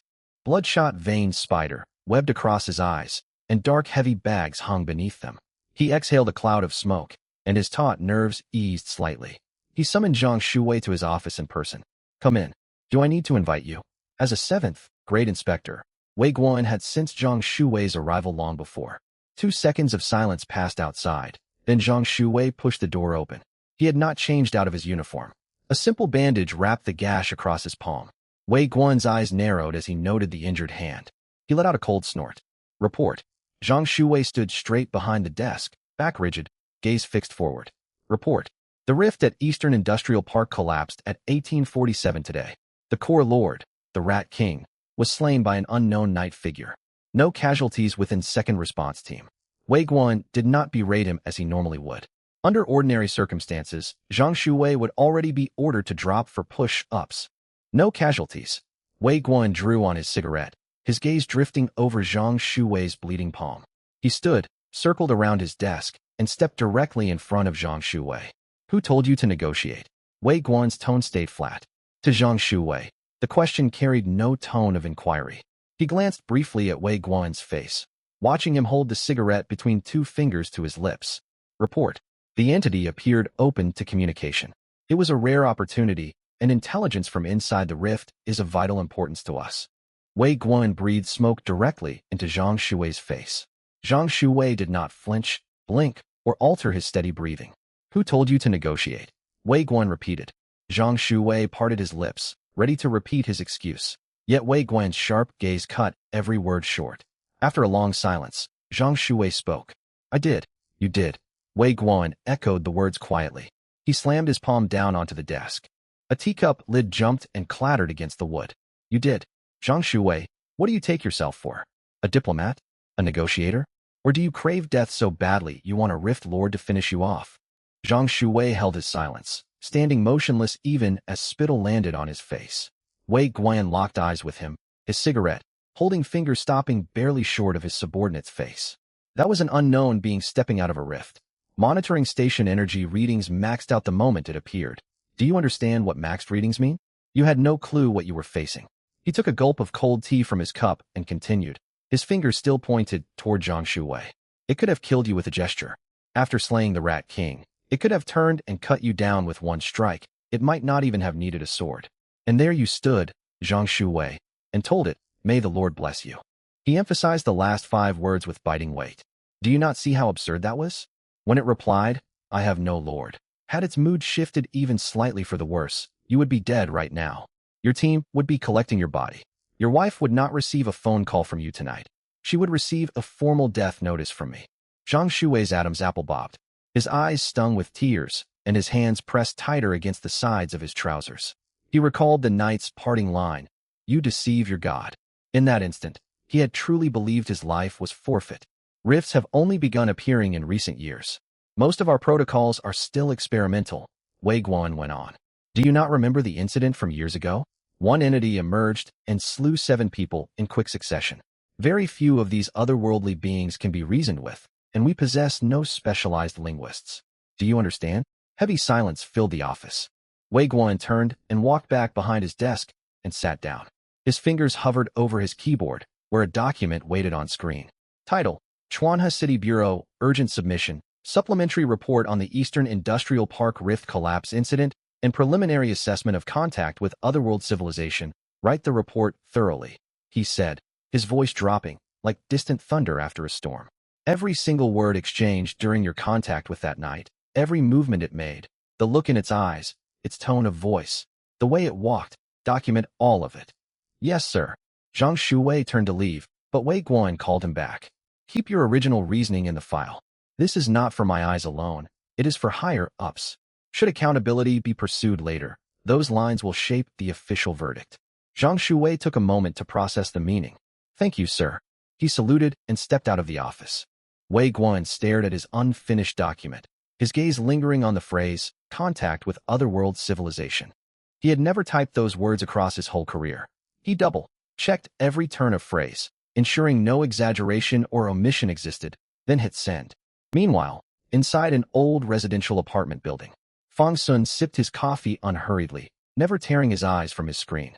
After adjusting his settings, he dispatched his knight once more to the eastern ruins. The area had been reclassified as Zone 2, where even the weakest spawned monsters stood at level 2. They were still giant mutated rats. Fang Sun leaned back in his chair and watched the small game window. The silver, armored knight cut down corrupted rats with 2 clean swings each. He merely observed, doing nothing active, yet watching the pixel figure slaughter foes brought him quiet satisfaction. Level 2 corrupted rats were marginally larger than their level 1 counterparts, marked by a few extra black pixel details suggesting crude bone plating. Against blue-grade weapons and piercing thrust, they still fell in one strike. Piercing thrust, Fang Sun murmured with a nod. The damage really holds up. The instant 5 stacks of momentum were fully charged. White pixel light ignited along the knight's sword blade, racing to the tip. A short linear beam shot forth, piercing 3 corrupted rats lined up in its path. All 3 health bars vanished. Before their bodies hit the ground, they dissolved into gray pixel fragments, converted automatically by the system into gold and experience. Fang Sun pulled up his stats and zone, clear progress. His experience bar sat at 1/10 full, and zone, clear progress reached 5%. At this pace, he would clear the central section of the eastern ruins and hit level 6 before the night ended. He set down his coffee mug and fixed his gaze on the screen. When central, zone progress ticked up to 6%, something flickered at the edge of the frame. A short, silhouetted figure flashed briefly from deep within the ruins and vanished. He blinked. Had he imagined it? 10 o'clock at night. Fang Sun kept Realm of the Gods running in the background. On his main display, an armored game character rolled forward and swung its blade. Another boss fell. After a satisfying, hard-fought battle, Fang Sun sank deep into his chair. Staring at the game character before him, he thought back to the pixel sprite of that silvery, white little figure. The 2 images kept overlapping in his mind. No, they would never line up. His own silvery, white sprite was far sturdier, much stronger than this character who could die from tumbling down a flight of steps. With that thought, Fang Sun exited Dark Soul and pulled up the idle game window. Progress had reached 78%, and the knight had returned to sit inside the tavern. 3 hours, way faster than at the start. Fang Sun opened the warehouse and glanced inside. 1 elite chest, 5 ordinary chests. Another 5 ordinary chests. Does the warehouse cap storage at 5 chests of the same type? Fang Sun opened them one by one. He got 2 more minor health potions. Everything else was plain white, grade gear. The elite chest yielded green crafting materials. He equipped the newly obtained items on his knight and hovered his mouse over the material. Enchanted wood, used for territory construction and gear crafting. Fang Sun raised an eyebrow. Not bad. He checked the knight's status.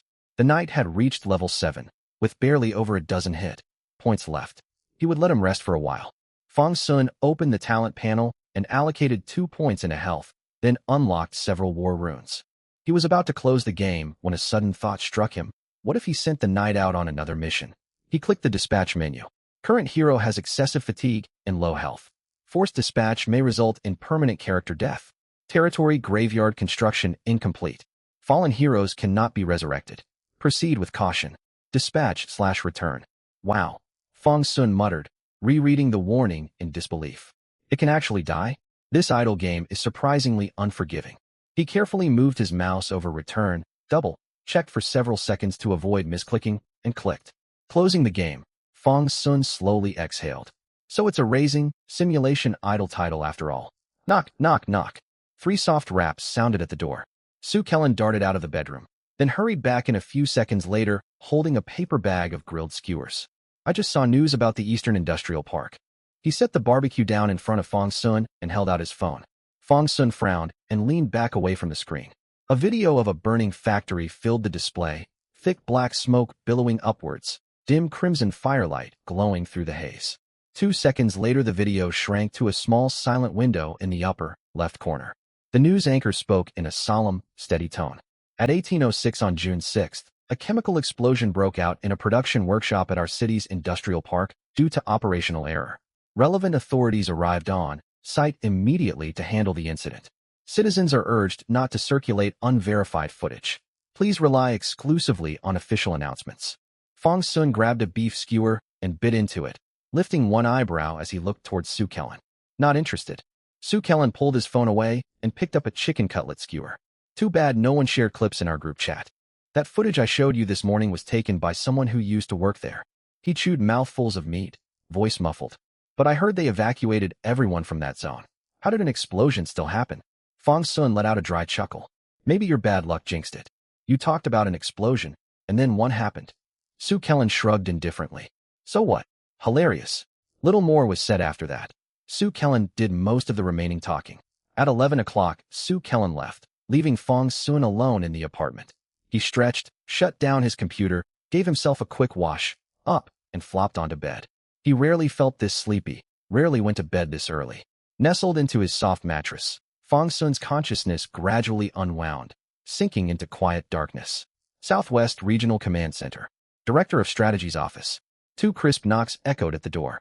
Looking up, a long-haired woman stood in the doorway, her fingers still hovering just above the wood. She appeared to be in her early 30s, her features neat yet cold behind thin, rimmed glasses. Her gaze settled on the man seated in the leather chair. He had been frowning intently at a screen, but relaxed his expression upon seeing her. He smiled and gestured for her to sit. Suyu, what brings you here? He glanced at the folder in her hands, tone warm. You could have sent a subordinate over. No need for you to come personally. Suyu maintained a polite smile and gave a slight nod, placing the file on his desk. Director Chonghung, please read this first. Chonghung huffed and slipped on his reading glasses. Very well, let me take a look. The moment he scanned the title on the first page, his brows drew tight again. His eyes fell to the signature, Wei Guan, Chief of the Chuanha City Sub-Bureau. He skimmed rapidly through the document, then flipped through the rest. He slammed the file hard onto the desk. Suyu flinched. Wrinkles creased Chongheng's flushed face. His gray, tinged beard trembled with his rapid breathing. One hand pressed down on the papers, his knuckles thudding against the desktop. No discipline. Absolutely no discipline. A violent coughing fit seized him. Suyu quickly poured 2 pills and handed him a glass of water. Once he had taken the medicine and calmed somewhat, Suyu spoke gently. Teacher, please calm down. You are over 65. You should not work yourself into such a rage. Chonghung closed his eyes and drew several deep breaths, his palm resting on his chest, rising and falling with each inhale and exhale. I am calm. I am calm. He opened his eyes towards Suyu, noticing he had startled her, and softened his tone. You may leave. Close the door behind you. Suyu hesitated, stepping toward the doorway before glancing back. Try not to get upset. Chonghung waved her away without reply. Once the door clicked shut, Chonghung picked up his phone and placed a call. It rang twice before being answered. A relaxed, light-hearted voice came through, ending on an upward lilt. What is it, old man? Something else you need? Chonghung gritted his teeth, glancing at an old framed photograph sitting on his desk. He repeated Suyu's warning silently in his head. Chong Yoji, where are you right now? The man on the line detected the anger in his tone. A brief pause followed before his voice turned more proper. I'm in Yunchi. What? I ordered you to go to Chuanha. What are you doing in Yunchi? Well, the cheerful energy vanished completely. I just stopped by for a little recreation. Recreation? Chonghung snorted coldly. Do I need to send someone to keep you on a leash to make you obey orders? That's not it, old man. I do not wish to hear excuses. Chonghung cut him off. Right now? Immediately. Go to Chuanha City and locate Wei Guan. Silence hung on the other end of the line. Then came a reluctant reply. Understood. He hung up. Chong Hung grew angrier by the second and struck the desk several times until his knuckles ached. The door swung open. Chong Hung spun sharply, eyes sharp as an eagle. He relaxed only upon seeing it was Suyu. Suyu shuddered under that fierce stare. She held out a cup of cooling herbal tea. Chong Heng's gaze softened. He took the cup and sipped. He sighed and shook his head. My grandson brings me nothing but grief. You, my student. He trailed off with another long sigh. Night deepened outside. Time ticked onward, and dawn slowly broke. The last street lamp flickered off in the pre-dawn hours, and the first birdsong drifted through the windows. Fong Sun rubbed his bleary eyes and sat down before his computer, opening the idle game out of habit. He had only played 2 days, yet the game had filled his dreams last night. He had dreamed his knight obtained god-tier equipment, slaughtered hordes of foes, and even stepped into the real world to fight monsters. Quite the vivid fantasy. He clicked to dispatch his knight. The silvery, white sprite vanished once more into thick fog. Today I want to clear the heart of the Eastern Ruins. After felling a handful of minor foes, the Eastern Ruins mid-zone completion percentage ticked upward 79%. Along the edges of the background, the black fog thinned. A huge silhouette loomed faintly in the distance, far larger than the Rat King they had fought before. 9:20 a.m.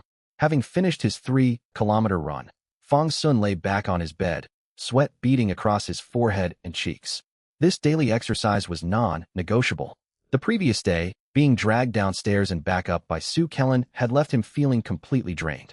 He gasped for breath and wiped sweat from his face. I really ought to stop staying up late. A regular schedule makes all the difference. Half an hour later, he showered quickly and returned to his desk. His knight had reached the final phase, the boss fight. The character was taking cover behind a wall to recover. In game, the knight moved with practiced ease, sitting with his back to the wall and rapidly wrapping a coarse linen bandage around himself. Fong Sun checked his health pool, 147 hit points, roughly 2/3 of his maximum value, most of it granted by equipment bonuses. He opened storage and used 1 minor health potion on the knight. 5 ordinary chests sat in the inventory. Fong Sun was now certain. The warehouse could hold no more than 5 chests of identical quality. He opened them in sequence. 1 minor health potion, 1 plain, grade shield, the rest white, tier crafting materials. He had been lacking a shield, and this fit perfectly. Equipping it boosted his defense substantially to 45 points. He scanned the material descriptions. Black rock, iron, oak, clay, soil, each entry red. Common construction material. Fong Sun made a face and closed the warehouse window. Inside the small viewport, his knight knelt. Speech bubbles popped above his head, filled with lines of gratitude. A faint smile tugged at Fong Sun's lips. Every time he gave the sprite new gear, it would thank him. It was oddly endearing. Not far away crouched the fat Rat King, labeled Modeled Rat King. It loomed in the ruin's shadow like a mountain of flesh, a full size larger than the prior Rat King. Layers upon layers of fat bulged across its body.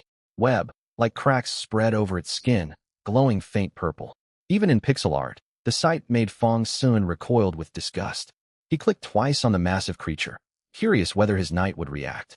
From how I could interrupt the knight's dialogue last chapter with clicks, this game has an unusually high degree of freedom. Fong Sun grew curious what surprises lay ahead. Compared to most idle games, its mechanics felt refreshing and stood out among all the titles he had played. The knight and the Rat King were not far apart within the viewport. Fong Sun held 2 fingers up to measure the distance on screen, roughly 10 centimeters. If scaled to real-world measurements, that would be 50 meters? Within the ruins, Aaron Wuther tucked away his crudely made bandage after sensing that warm, vital energy flow. He stared at the shield that had appeared in his hands, then knelt and whispered a prayer. In his heart, he believed, the Great One has witnessed my battles and bestowed this defensive shield upon me. This shield was also a quiet warning. The Great One did not wish for him to become nothing more than a mindless berserker. Through this blessing, he was being taught to temper his own arrogance. Thinking back on prior fights, Aaron Wuther had charged recklessly to honor his patron. Many blows he could have dodged, yet he chose to take them head on, believing evasion equaled cowardice.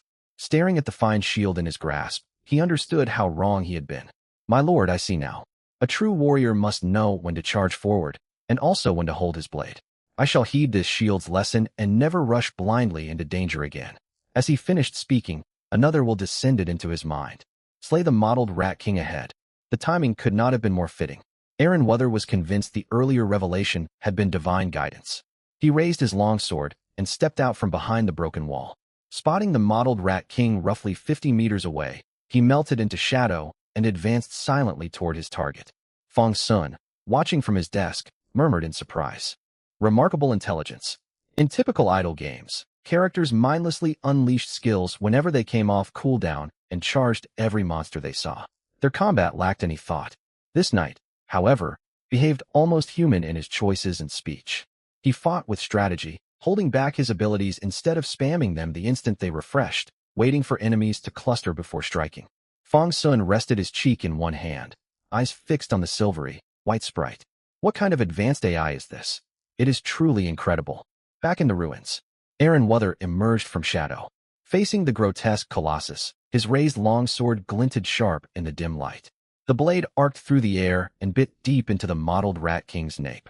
Purple blood sprayed everywhere, splattering across surrounding stone walls. A shrill roar tore from the beast. That single strike had dealt massive damage. Fong Sun's eyes widened as text popped up in the game window. Power strike. Backstab. 167 damage. The mottled Rat King lost 1/4 of its health in an instant. That hit was devastating. Recovering from the ambush, the Rat King swiped its claw down toward the knight. Aaron raised his shield to block, yet the impact still got through. Damage mitigated 5 hit points lost. Only a tiny sliver of the knight's health vanished. Fong Sun leaned back in his chair, hands behind his head, and scoffed lightly. Hardly threatening. He clicked his tongue, unimpressed by such meager attack power. I worried my little warrior might get hurt, but there is no real danger here. Knight and Rat King traded blows back and forth. By mid-fight, both sides were badly wounded. Fong Sun used 2 more minor health potions on his knight. Fear showed on the Rat King's face, though its expression still looked dim-witted. Just like the prior Rat King, it tried to flee. This time was different. The moment Aaron spotted its attempt to run, he slashed hard at one hind knee, then smashed his shield against the other leg. The mottled Rat King lost its footing. Its immense weight dragged its knees to the ground, and it crashed heavily onto the stone. Aaron Wuther lunged forward without hesitation and unleashed another power strike onto its exposed nape. Power strike, 85 damage. The mottled Rat King's health hit 0. The knight lifted the monster's severed head high in triumph. This little guy, Fong Sun smiled. He opened the bestiary to read the entry for the mottled Rat King. Defeated monsters unlocked their lore. He scanned the stat panel. 750 health, 30, 8 attack. His eyes fell to the final line of text. Upon death, the body detonates after 10 seconds, dealing 1000% damage. Damage decreases with distance and releases paralytic toxic gas. 1000% damage. The number hit him like a hammer to the chest. His breath caught. Fong Sun's eyes went wide. All amusement vanished from his face. He frantically clicked across the screen, spamming commands for the knight to run away. Hurry, get out of there. Aaron Wuther held the Rat King's severed head aloft, hoping his patron was watching. Instead of divine acknowledgement, a sharp sense of mortal dread washed over him. An urgent command flooded his mind. Retreat immediately. He glanced down at the corpse beneath him. Though decapitated, the cracks across its body glowed brighter and brighter. The flesh began to swell. 10 years of combat experience alerted him instantly. A doomed spawn, a monster that brought ruin even in death. The mottled Rat King's body ballooned. There was barely any time left to escape. Aaron Wuther turned and sprinted. He had lingered too long. Boom! He had run barely more than 10 meters when searing heat washed over his back. Aaron's heart sank. He spun, lifting sword and shield to brace for impact. Flames erupted outward like an enraged beast. Blistering shockwaves slammed full force into him. The blast hurled his armored body backward. He crashed hard against a wall, cracking the stone. Aaron Wuther could barely process what had happened, unable even to groan. When awareness flickered back, he lay crumpled on the ground. Flames burned nearby, thick purple mist swirling all around. A stray gust pushed fire and toxic fumes closer. The purple gas drifted into his nostrils. It did not reek like the Rat King, but smelled strangely sweet. The vapor seeped first into his brain, clouding his senses, then entered his bloodstream, slowing his heartbeat. The cold metal of his helmet against his cheek roused his fading consciousness for a moment. No, I cannot die. I still have to repay my lord. He fought to gather his scattered wits, forcing his body to rise. Yet he lacked even the strength to blink. Only his heartbeat weakly resisted the poison. His mind drowned in purple mist. One limb after another slipped beyond his control. Fong Sun stared in disbelief. He watched his knight get thrown by the Rat King's post. Mortem explosion, then watched purple fumes envelop the sprite. No way. His hand froze over the mouse. Did it actually kill him? Text floated above the knight's sprite. Knight Aaron Wuther is dying. Death will occur in 3 minutes. Fong Sun clicked frantically on the knight's model with 0 result. He opened storage. Only a boss chest and some discarded low-grade gear remained inside. He opened the chest, praying for something that could save him, a high-tier healing potion, or anything of the sort. A flash of blue light. What rolled out was another shield. A shield. Of all times, a shield is what I get right now. Fong Sun resisted the urge to slam his keyboard and opened the rune interface to look for any remedy. He had 4,000 gold coins right now, enough for only one war rune. He dragged his mouse and scanned the whole list, searching for anything that granted extra health bonuses. Nothing. He had no choice but to activate the war rune. All heroes defense +5. Closing the interface, Fong Sun clicked around for quite a while. There were no healing potions in the warehouse, and no leftover talent points. He was out of options, truly out of options. Fong Sun leaned back in his chair with a blank expression. He accepted it. It looked like he would have to start a second playthrough. He watched the silver, white sprite lying on the ground in the small game window, purple chi writhing like living tendrils burrowing straight into its body. A twinge of unease tugged at Fong Sun's heart. He wanted to yell something, yet his mouth opened without a single word coming out. 2 minutes passed. Only dozens of seconds remained for the knight's survival. Just as Fong Sun was fully prepared to begin his second run, a stocky, thick-necked dwarf clambered out of a collapsed building. Fong Sun sat bolt upright, curious about what the dwarf intended to do. The pixel art dwarf wore several braids, holding a heavy hammer and a green potion in his hands. He glanced at the surrounding fire, ravaged scenery, then stepped over to the knight and sized him up from left to right. The dwarf pulled out the stopper, propped the knight up, and made him drink the potion. A few seconds later, a line of text popped up on screen. Knight Aaron Wuther has exited critical condition. Fong Sun let out a long breath and wiped sweat from his forehead. He had genuinely gotten worked up just now. No idle. Click game should kill off your only playable character right at the start. Fong Sun ranted at the screen for 2 minutes. His complaints ranged from, is the game designer completely out of their mind? To who in their right mind would design 1000% damage? Before he went on to roast the disgusting monster mechanics. What horrid design. They blow up even after they're dead. On screen, the dwarf slung the knight across his back and trudged toward the tavern. The knight's feet dragged along the ground, his helmet tilted crookedly, jostling with every step the dwarf took. His health bar was reduced to a thin sliver of red pixels, like a matchstick nearly burned down to ash. Watching the knight get rescued, Fong Sun sank back into his chair in immense relief. Good grief, so it was just story content. I knew the game wouldn't kill my character off this early. Recalling the earlier scene and the game's striking realism, Fong Sun thought that if the knight had not escaped, he would not have even entered critical state and would have been blown to pieces outright. The more he thought about it, the more unsettled he felt. If he had not gotten curious and opened the codex, the hero he had raised for 3 days would have died, and there would be no point in continuing the game. He checked the knight's status panel. His health was slowly regenerating. It must be the hardcore difficulty setting. Fong Sun watched videos for more than 10 minutes before the dwarf finally dragged the knight back to the tavern. Inside the tavern, Howards was sprawled on a lounge chair, sipping wine. Hearing footsteps, he asked out of habit, "How was the hall today?" There was no reply. Howard sat up from the lounge chair and looked over. The knight was positioned strangely, almost hovering mid-air, his head hanging low. He grabbed hold of the bar counter and stood. "Sir Aaron Wuther, you're..." Halfway through his sentence, he spotted the dwarf underneath the knight's body. He squinted for a moment, recognized the familiar hammer in the dwarf's grasp, and called out tentatively, "Bartok, mm." Bartok's tone was flat. Seeing this scene, Howards quickly understood what had happened. He hurried out from behind the counter, took the knight, and laid him down on a guest room bed. Howards came back downstairs. Bartok was seated right at the far edge of the bar, facing Howards' lounge chair. As he walked closer, Howards noticed the half-finished glass of wine from earlier was completely empty. Howards poured another drink and set it in front of Bartok. "Where is your brother? Why have you come alone?" "Dead." Bartok drained the wine in one gulp. Howards grew awkward and flustered, realizing how insensitive his question had been. My apologies. I didn't mean to bring that up." "It's fine." Bartok's voice remained unemotional. "I will stay. The instant those words appeared, two options popped up on screen. Blacksmith Bartok requests to join your territory. Reject his request / accept his request. Without hesitation, Fong Sun clicked accept. A growing territory desperately needed high-caliber talents like him.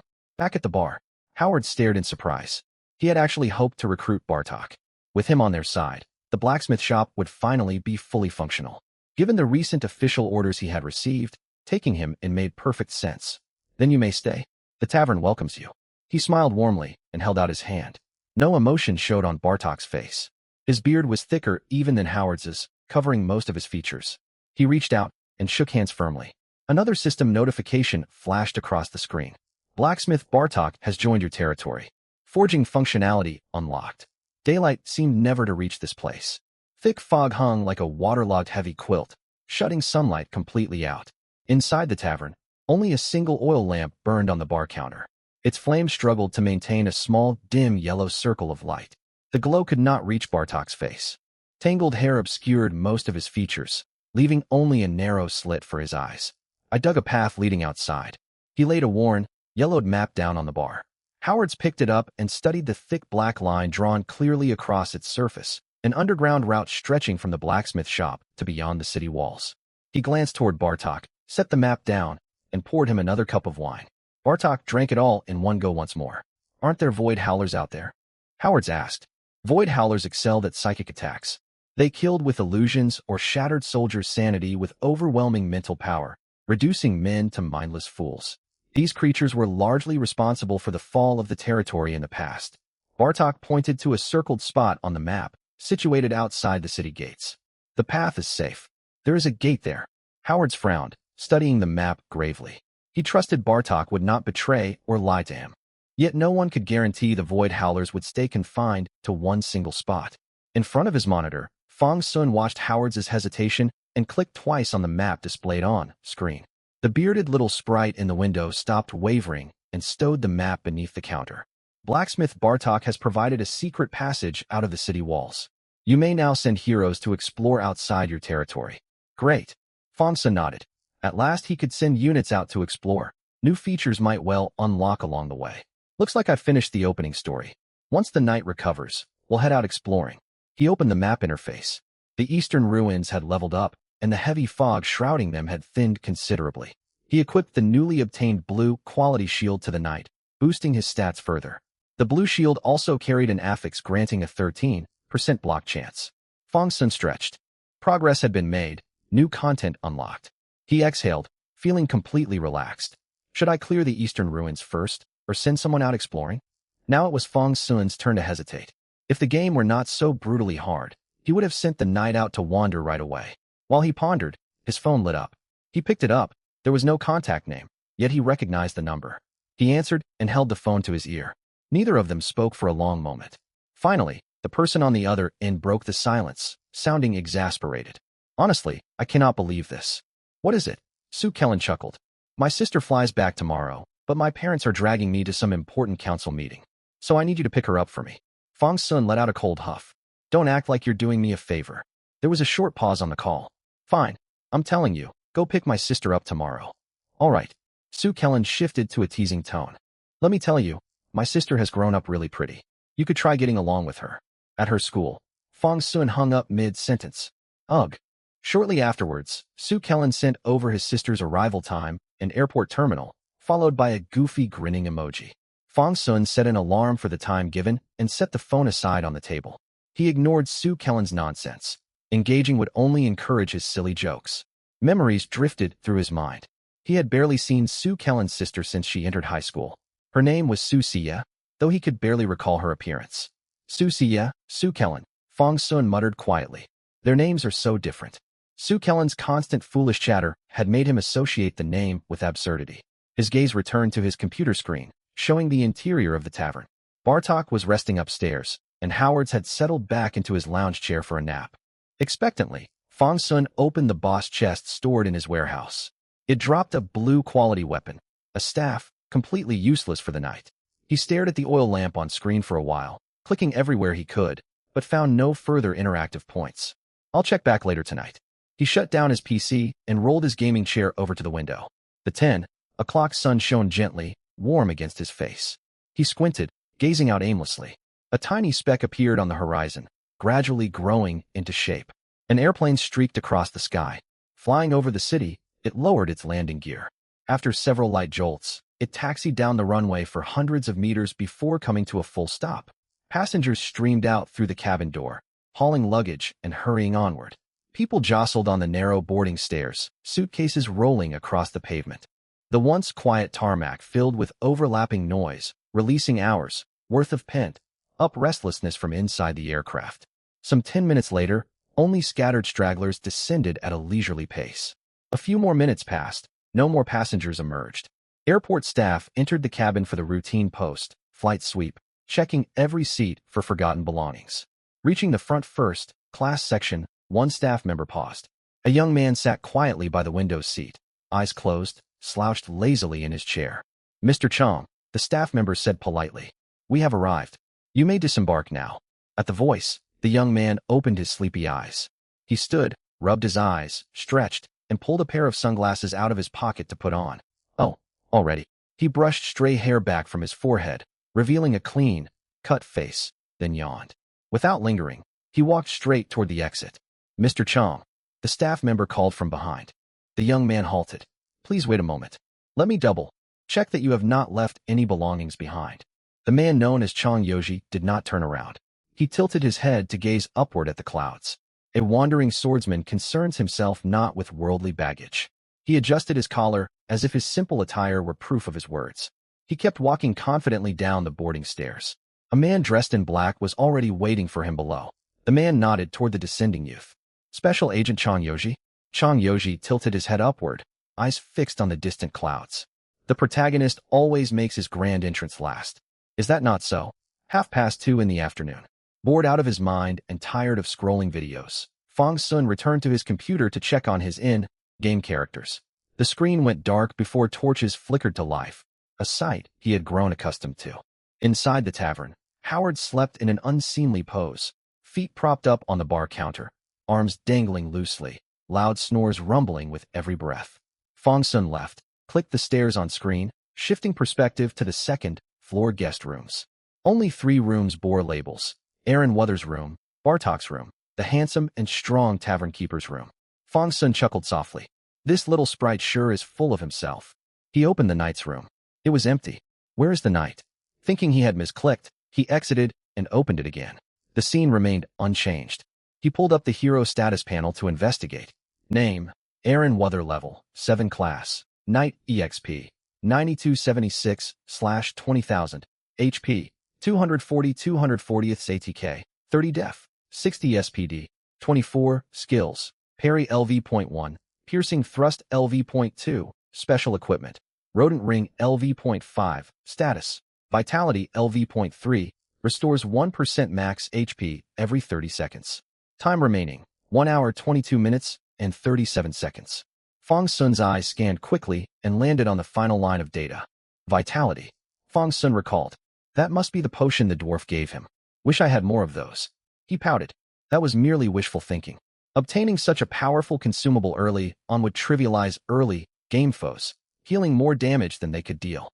He rotated the camera back to the ground floor and searched again, yet the knight was nowhere to be seen.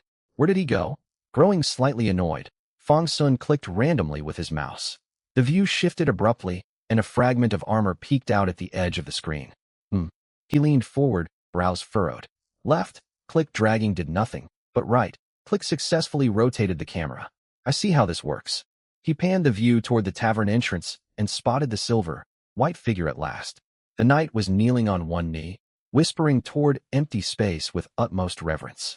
Bartok has proposed an equipment enhancement plan for your knight. Your knight refuses to alter items deemed divine gifts and awaits your command. Reject/helmet +1/longsword +1, boots +1. Let's think. Fong Sun leaned back in his chair, elbow resting on the armrest. Maybe the longsword, to boost attack. His hand hovering over the mouse froze before he clicked. This game was brutally difficult, and the characters acted intelligently. Why not let the knight make his own choice? Acting on the thought, he moved his mouse off the listed options and clicked directly on the knight's model twice. The screen flickered black for an instant before returning. The top prompt remained, but the selection boxes vanished entirely. Wow, that's incredibly dynamic. Fong Sun grew excited, delighted by this unexpected feature, a grin spreading across his face. He clicked the blank input field and typed out a line. What I have bestowed belongs to my follower. You may decide how to handle it as you see fit. He nodded, satisfied with his role, play phrasing. Perfect. He pressed enter. The sprite on screen lifted his head, eyes glistening. Fong Sun raised an eyebrow. Now what? He noticed this knight was ruthlessly cold and cruel toward enemies in combat, yet emotionally sensitive in private, constantly dropping to one knee. He clicked the knight again. The text input box popped up once more. His fingers flew across the keyboard. My sharp blade, show no weakness to anyone. Bend your knee only to those who gave you life. You need not kneel before me ever again. Fong Sun leaned back and reread what he had written. It'll do. He was not entirely sure why he had typed that. Perhaps seeing the knight kneel so often made him feel pity for the game character. Click. His middle finger pressed the enter key. The in-game sprite froze for a long moment before he stirred. He stood straight and tall, fist thumping firmly against his breastplate in the most formal warrior salute. I understand, my lord. A deep, resolute voice played through Fong Sun's speakers, brimming with the knight's sincere loyalty toward his divine patron. Fong Sun rubbed his nose. If he had not known it was a game, he would have sworn he was speaking to a real person. The AI is incredible, even with real-time voice acting. On screen, the knight strode back inside the tavern with heavy, purposeful steps. He no longer hung his head, but held his gaze level, every stride steady and powerful. He arrived at Bartok's second floor door and knocked twice, producing dull, muffled thuds. Footsteps echoed from inside, and the door opened. The dwarf stood before him, only reaching up to the knight's hips. Which piece? Bartok asked. Aaron Weather pointed down at his boots. I choose to enhance these boots. Surprise flickered across Bartok's eyes. Why? These are your lowest grade piece of gear.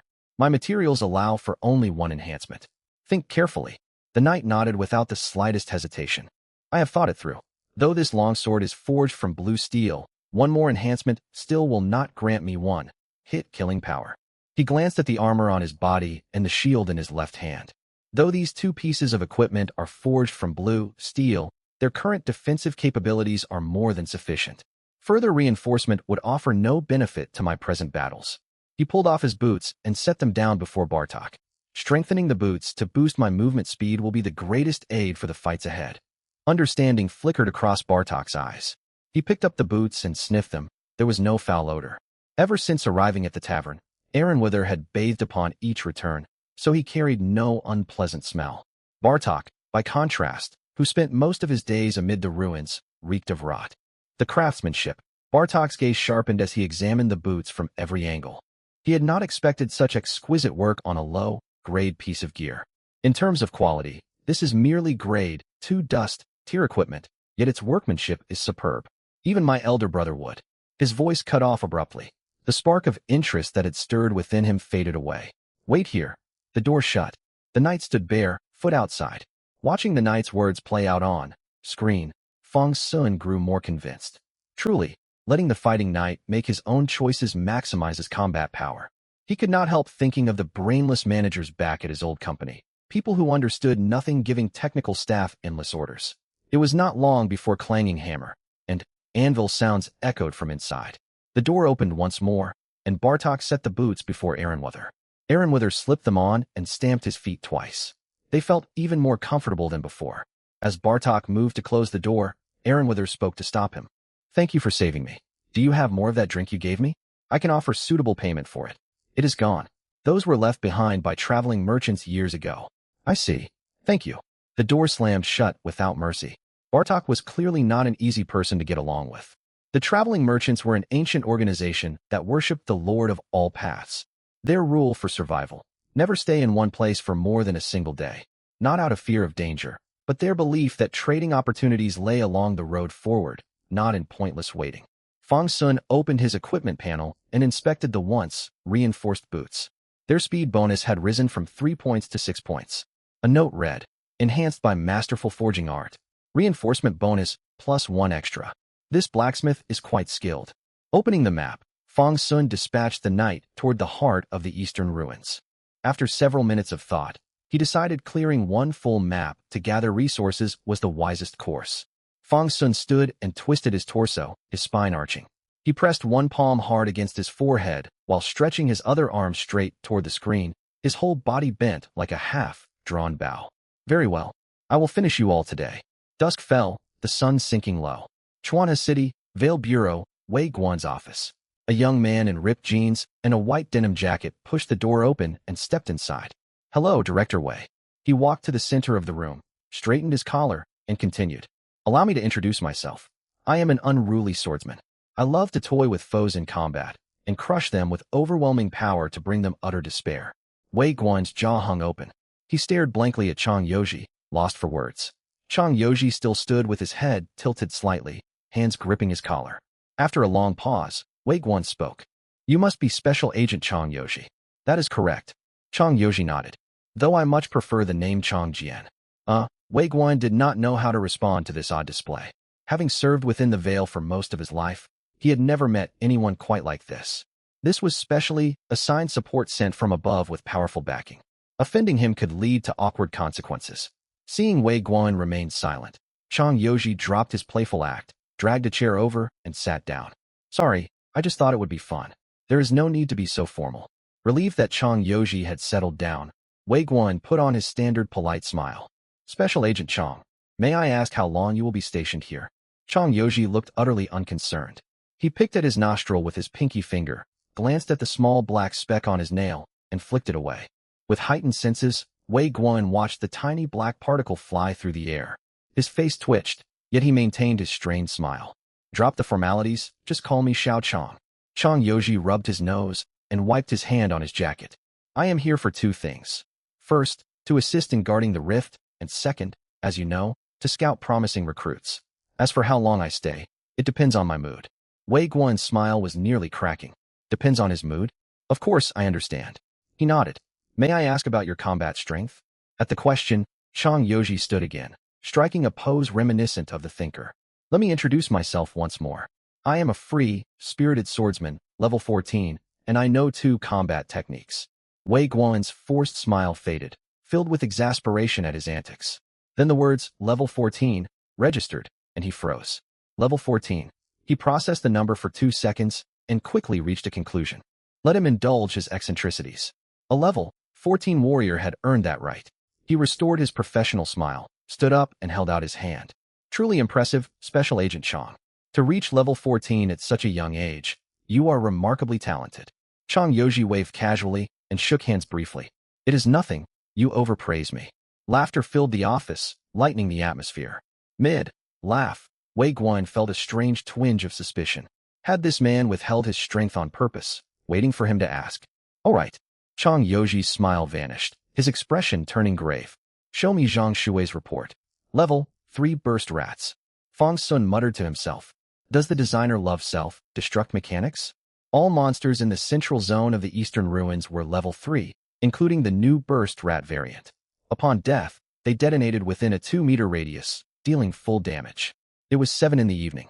He had sat before the screen studying game mechanics for 6 full hours. A log popped up on screen. 1930 obtained common chest LV.3. He had recently found this setting, which recorded timestamps for dungeon clears, chest acquisitions, forging results, and more. For now, only chest timestamps were enabled. Glancing at the previous log entry marked 1920, Fang Sun drew his conclusion. Got it. A check triggers every 10 minutes. If no common chest is obtained within that window, the next monster kill is guaranteed to drop 1. For the first hour, boosted by the vitality buff, the night had advanced rapidly before progress slowed. Elite monsters always dropped elite chests. There was likely a similar timer, yet elite spawns remained rare. Only 4 had appeared so far. Storage limits had also been confirmed through testing. Once 5 common chests filled the warehouse, no new chests would spawn for 20 minutes. Opening his warehouse, Fang Sun unlocked the newly acquired chest. Green light flashed, revealing a level 3 staff. Unfortunately, he possessed no mage hero, and the knight could not equip it. Over 6 hours, across more than 30 common chests, he had gained several crafting materials and health potions.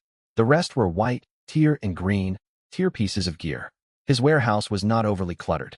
Excluding materials, 9 slots held green, quality equipment, including the newly dropped staff.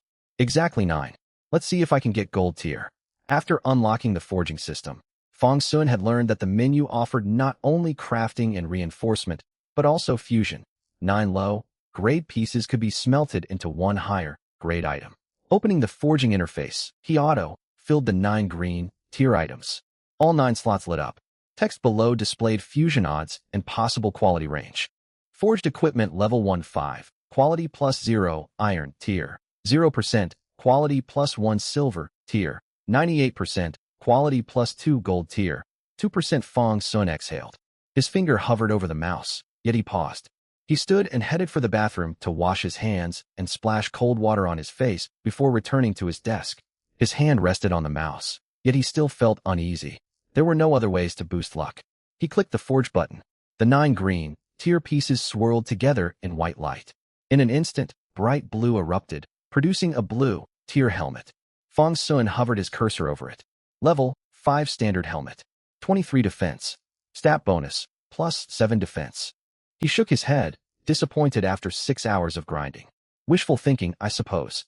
Those low odds are hard to beat. He equipped the helmet on the knight, raising total defense to 82. Most early game monsters could no longer pierce his defense, only dealing tiny fixed damage on rare occasions, or accumulating minimal damage over multiple hits. He nearly spat out the word trash, but he recalled how the knight had nearly died the last time he had thought such things. He bit the remark back. The boss fight is coming. I can judge after that. Progress hit 95%. After slaying over 100 more rats, it reached 98%. Thanks to his high defense, the knight's health stayed solid. Fong Sun used 1 basic health potion to top his hit points completely. A large yet slender rat stood ahead. Compared to prior bosses, it looked unremarkable, roughly the knight's height. Its name floated above its head, Shadow Rat King. It crouched on the ground, head bobbing as it gnawed at something. Fong Sun zoomed in with his mouse wheel and saw it held a burst rat in its paws. Several smaller rats lined up beside it, waiting passively. True enough, the Rat King took a few bites of the burst rat in its grip, tossed it aside carelessly, then seized another scavenger rat to feed on. Gross. Fong Sun frowned, watching the unsettling scene. The detailed pixel art made the Rat King's physique obvious. Corded, well-defined muscles, blending brute strength and swiftness. Combined speed and power. Fong Sun leaned back in his chair, rocking it side to side. No entry existed for the Shadow Rat King in the bestiary. He could not view its stats or mechanics. He double-checked the knight's attributes. Aaronwither was level 9, needing over 20,000 experience points to level up. 2 talent points had been invested into vitality, bringing his total health to 280. He poured more gold into war runes, granting minor attribute increases. His gold fell back to triple digits, only 376 remaining. The final confrontation drew near. Fong Sun focused, opening his warehouse, cursor hovering over health potions. 3 basic potions and 1 intermediate potion gave him decent sustain. In-game, the knight took several deep breaths. Locating the Shadow Rat King, he melted into shadow. Fong Sun recognized his plan. Repeat his old trick, unleash a heavy back, stab for stacked 600% damage. This could only land if the enemy was completely unaware. The camera followed the knight as he crept toward the feeding Rat King. A pale glint of steel ignited within shadow. The sword tip stabbed down toward the Rat King's nape. The lethal strike drew within 3 inches of its target. The Rat King's chewing motion halted. Fong Sun waited for damage numbers to pop up, when 2 words flashed across the screen. Dodge before the text faded, the Rat King that had been crouching on the ground vanished. Even with the full overview afforded by his bird's eye view, Fong Sun could not track how it had moved. As expected, it is no ordinary foe. Fong Sun's expression turned grim. A dark shape materialized the next instant, slamming straight into the knight. Damage mitigated 8 block had failed. Only 30% of the incoming blow was negated. Within the ruins, Aaronwither froze the moment the Rat King vanished. His heavy strike required 13 stacks of momentum, which he would now have to rebuild. He wasted no time on shock, readjusting his stance and scanning his surroundings. Fear never crossed his mind. Only one thought burned within him: find the Rat King and kill it. His eyes swept the fog, shrouded darkness. Before he could spot his foe, combat instinct triggered his block skill. The block performed poorly. He sustained a minor wound and was forced several steps backward. Having struck, the Shadow Rat King slipped back into darkness. Aaronwither scanned again, not a trace of it visible. Damn it, he cursed internally. This could not go on. No matter how tough his constitution, he would be worn down eventually. As he brainstormed countermeasures, an attack struck him from behind. Backstab. 17. 2 hits chipped away 1/10 of his total health. Aaron Withers swung his sword backward, striking nothing but empty air. Frowning in the real world, Fong Sun sat upright, debating whether to use a health potion. I cannot believe I got backstabbed by a boss. After brief consideration, he moved his cursor away. The potion was not needed quite yet. Deep in the ruins, confusion flickered through Aaron Withers' mind. What could he do? Only 2 blows so far, yet if the foe kept striking and vanishing, he would die eventually. Oh God, grant me guidance. For 10 years, he had whispered this plea in desperate moments, though it had never helped. This time, the thought was pushed away the second it arose. His knuckles cracked as he tightened his grip. If he called for divine aid every time a fight grew hard, what worth would he have? Renewing his resolve, he raised shield in one hand and sword in the other, scanning the surroundings once more. Still nothing. Sharp warning pricked the skin of his back. Without turning, Aaron Withers sliced backward with his sword. Steel sliced through flesh. Resistance from the biting blow traveled up the hilt to his palms. Damage numbers popped above both combatants. 618. The second value was his strike. The Shadow Rat King vanished again, though noticeably slower this time. Aaron Withers spotted blood on the ground and traced the fading trail toward a patch of distant darkness.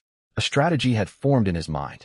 He regulated his breathing, relaxing his muscles while keeping every nerve taut and focused. Moments later, the dark shape burst forth once more, charging toward him. Reacting to the warning tingle on his flank, Aaron Withers swung his sword and raised his shield to meet the assault. 318. The Rat King retreated into shadow once again. Aaron Withers felt grateful. Without his speed boost from reinforcement and his divine blessing, his body could never have kept up with his reflexes. He maintained his stance, relying on the battle-hardened physical intuition honed by countless fights. More than 10 exchanges followed. The Shadow Rat King's body was crossed with sword wounds, its upper torso badly mauled. Its health bar finally became visible on screen, more than half depleted. The knight's health remained solid. The Rat King's movements visibly slowed. It could no longer evade. Fong Sun exhaled, tension draining from his shoulders. He laughed in satisfaction. This is a true master of combat. He found a counter-strategy after just a few exchanges. He clicked a health potion, fully restoring the knight's hit points. Within the ruins, Aaron Withers' reinforced boots squelched across muddy ground as he advanced toward the worn-down Rat King, which no longer had the strength to hide. The Shadow Rat King bared its claws and let out a shrill roar. Seeing the boss roar instead of attacking, Fong Sun's brows drew together again. Is there another trick? Aaron Withers sensed danger. He charged forward, slashing its chest with his sword and smashing his shield against its jaws. Heavy strike. 72-10. The 2 blows gutted the Rat King's health and silenced its roar. Scuttling sounds echoed all around, countless rats scurrying closer. Before Aaron Withers could process this, the Rat King attempted to flee. Trying to run, he swung his shield to bash its knees. The Rat King stumbled, yet kept running. Aaron Withers gave chase when a nearby detonation caught him off guard. 2. The damage was trivial. Glancing down, his eyes widened. Dozens of burst rats had surrounded him. Their bodies glowed purple, swelling as they built toward detonation. They were about to self-destruct. Aaron Withers thrust his sword outward. 45/8. Cutting an opening through the horde, he leaped to escape the encirclement. Explosions erupted beneath his feet mid-jump. Boom, boom, boom. 2/14. Each hit was weak, yet their sheer number added up. Ignoring the burst rats, Aaron Withers located the Rat King not far away. It had crouched down and resumed feeding on smaller rats. With every bite, its injuries knitted themselves back together. Aaron Withers took a step forward, hacking with his sword to carve a path through the swarming rodents. Damned creature. He stacked 5 layers of momentum. White light wrapped around his blade as he thrust forward. He would not waste time exterminating the minor rats. The Rat King had to die first, or this fight would drag on endlessly. Closing the distance, he jumped and brought his sword crashing down. Heavy strike. Backstab. 199. The Rat King's health, which had nearly regenerated to 80%, plummeted straight back down to 40%. Faced with the overwhelming incoming attack, the Shadow Rat King only staggered. It did not utter a sound, yet clambered back to its feet, seized an explosive rat from the ground, and sank its teeth into it. Aaron Withers held this style of combat in deep contempt. Sacrificing one's own kind for survival was base and vulgar. Strike after strike rained down, and he unleashed piercing thrust whenever it came off cooldown. Even so, The Rat King's health dwindled only slowly. Ordinary blows could not deliver a decisive blow. His successive assaults only managed to whittle its health down to roughly 25%. This would not do. Aaron Wuthers shifted tactics, gathering his strength for one powerful strike. 1813. 222. The heavy blow reached full charge. His own health had fallen to merely 66 points. Fong Sun consumed his last intermediate health potion, restoring the knight's health to 150. Fong Sun drew a deep breath and pressed his palms together. That's the last potion. You have to win this. Aaron Wuthers stood before the Rat King, his long sword held high. Surging vitality coursed through his body, steeling his resolve to deliver the fatal blow. Muscles swelled as the Shadow Rat King fed. Its eyes, once dark, blazed blood red. The long sword was about to fall, when an explosion erupted centered on the Rat King. 108. Aaron Wuthers was hurled several meters backward by the shockwave. His backplate scraped across the ground for a long distance. He felt something soft beneath him. Reaching down, he picked it up, an explosive rat, crushed dead beneath his weight. He tossed it aside carelessly. The corpse sailed through the air and detonated with a bang, spraying flesh and blood everywhere. Aaron Wuthers rose to his feet, swallowing the metallic taste in his throat, and raised his long sword once more. The next instant, his vision blurred. He instinctively raised his shield to block. Yet the force of the impact sent Aaron Wuthers flying sideways. Watching on screen, Fong Sun tensed every muscle, scarcely daring to breathe for fear of disturbing the knight's fight. He caught only a flash of the Rat King's figure. Struck as though by a battering ram, the knight was flung backward and crashed through the wall of a dilapidated building. The wall caved in, beams came crashing down, and the entire structure collapsed into a heap of broken bricks and rubble. Smoke and dust billowed through the air. A single number emerged from the swirling haze. 25. The knight's health now stood at a mere 17 points. Fong Sun could no longer see what lay within the wreckage. Was the knight dead? Could he still stand? His heart hammered violently against his ribs. Sweat soaked through his short-sleeved shirt and stuck it to his back. After its outburst, the Shadow Rat King's swollen muscles shrank back to their original size. Stepping onto shattered stone tiles, it advanced slowly toward the collapsed building. As the smoke cleared, it trod over broken tiles, shifting its gaze and twitching its nose to track down Aaron Wuthers. It took several steps forward, its sharp nose twitching. Abruptly it halted and spun toward one spot. It was where the load-bearing pillar stood. The thick wooden posts still jutted from the ground, and fallen wall fragments leaned against it to form a triangular hollow. It caught the scent. That accursed knight. The Shadow Rat King lunged and swiped with its claws. The wall shattered and crumbled apart. The strike met nothing but empty space. Bewildered, it brushed aside bricks and rubble, searching for the badly wounded knight. Before the screen, Fong Sun prayed silently, "Don't find him. Don't find him." Debris was swept away. No knight lay beneath, only a long sword and a shield. Gone. As the Shadow Rat King prepared to dig further through the wreckage, a gust of wind stirred behind it. Bang! Before it could twist around to counterattack, 5 powerful fingers clamped onto its head and slammed it brutally against the ground. It was Aaron Wuthers. Fong Sun saw clearly. Aaron Wuthers had moved before the blow landed, hiding amid the haze, copying the Shadow Rat King's own trick from earlier. That silver, white figure had burst forth from the dark mist. Enraged, Aaron Wuthers dragged the Rat King aside. With tremendous strength, he drove its head repeatedly against jagged brick fragments. 889. The Rat King's health ticked steadily downward. When its mind cleared from the daze, only 10% of its health remained. It thrashed and screeched, trying to summon its rat swarm. Aaron Wuthers seized its head, punched its jaws, then grabbed a brick and jammed it into its mouth. Muffled from making any sound, the Rat King strained to break free. Aaron Wuthers would grant it no opening to strike back. He wrapped one arm around its neck and locked his legs around its torso, locking it in a stranglehold. Man and beast crashed to the ground. Aaron Wuthers tightened his grip, squeezing harder and harder. 235. The Shadow Rat King's health kept dropping, the damage per second climbing higher. Drawing on its last shred of will to survive, the Rat King pushed itself upright, still carrying Aaron Wuthers clinging tightly to its body. The Shadow Rat King's powerful hind legs bent. It leaped 2 meters upward and crashed down onto its back. Aaron Wuthers' backplate slammed into the earth, drawing a low groan from his throat. His hold never slackened. Using the rebound from the impact, he constricted his grip around the Rat King's neck even further. 7-8-10 health continued to drain. The Shadow Rat King had only 5% left. Its jaws gaped wide, gasping for air that would not fill its lungs. Terror flooded its whole body.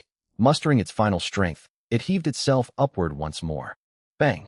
Aaron Weather took 8 damage. He possessed barely a sliver of health. Even a single explosive rat could kill him now. Before the screen, Fong Sun's breathing turned ragged as he stared fixedly at the two intertwined figures. He had no means left to intervene.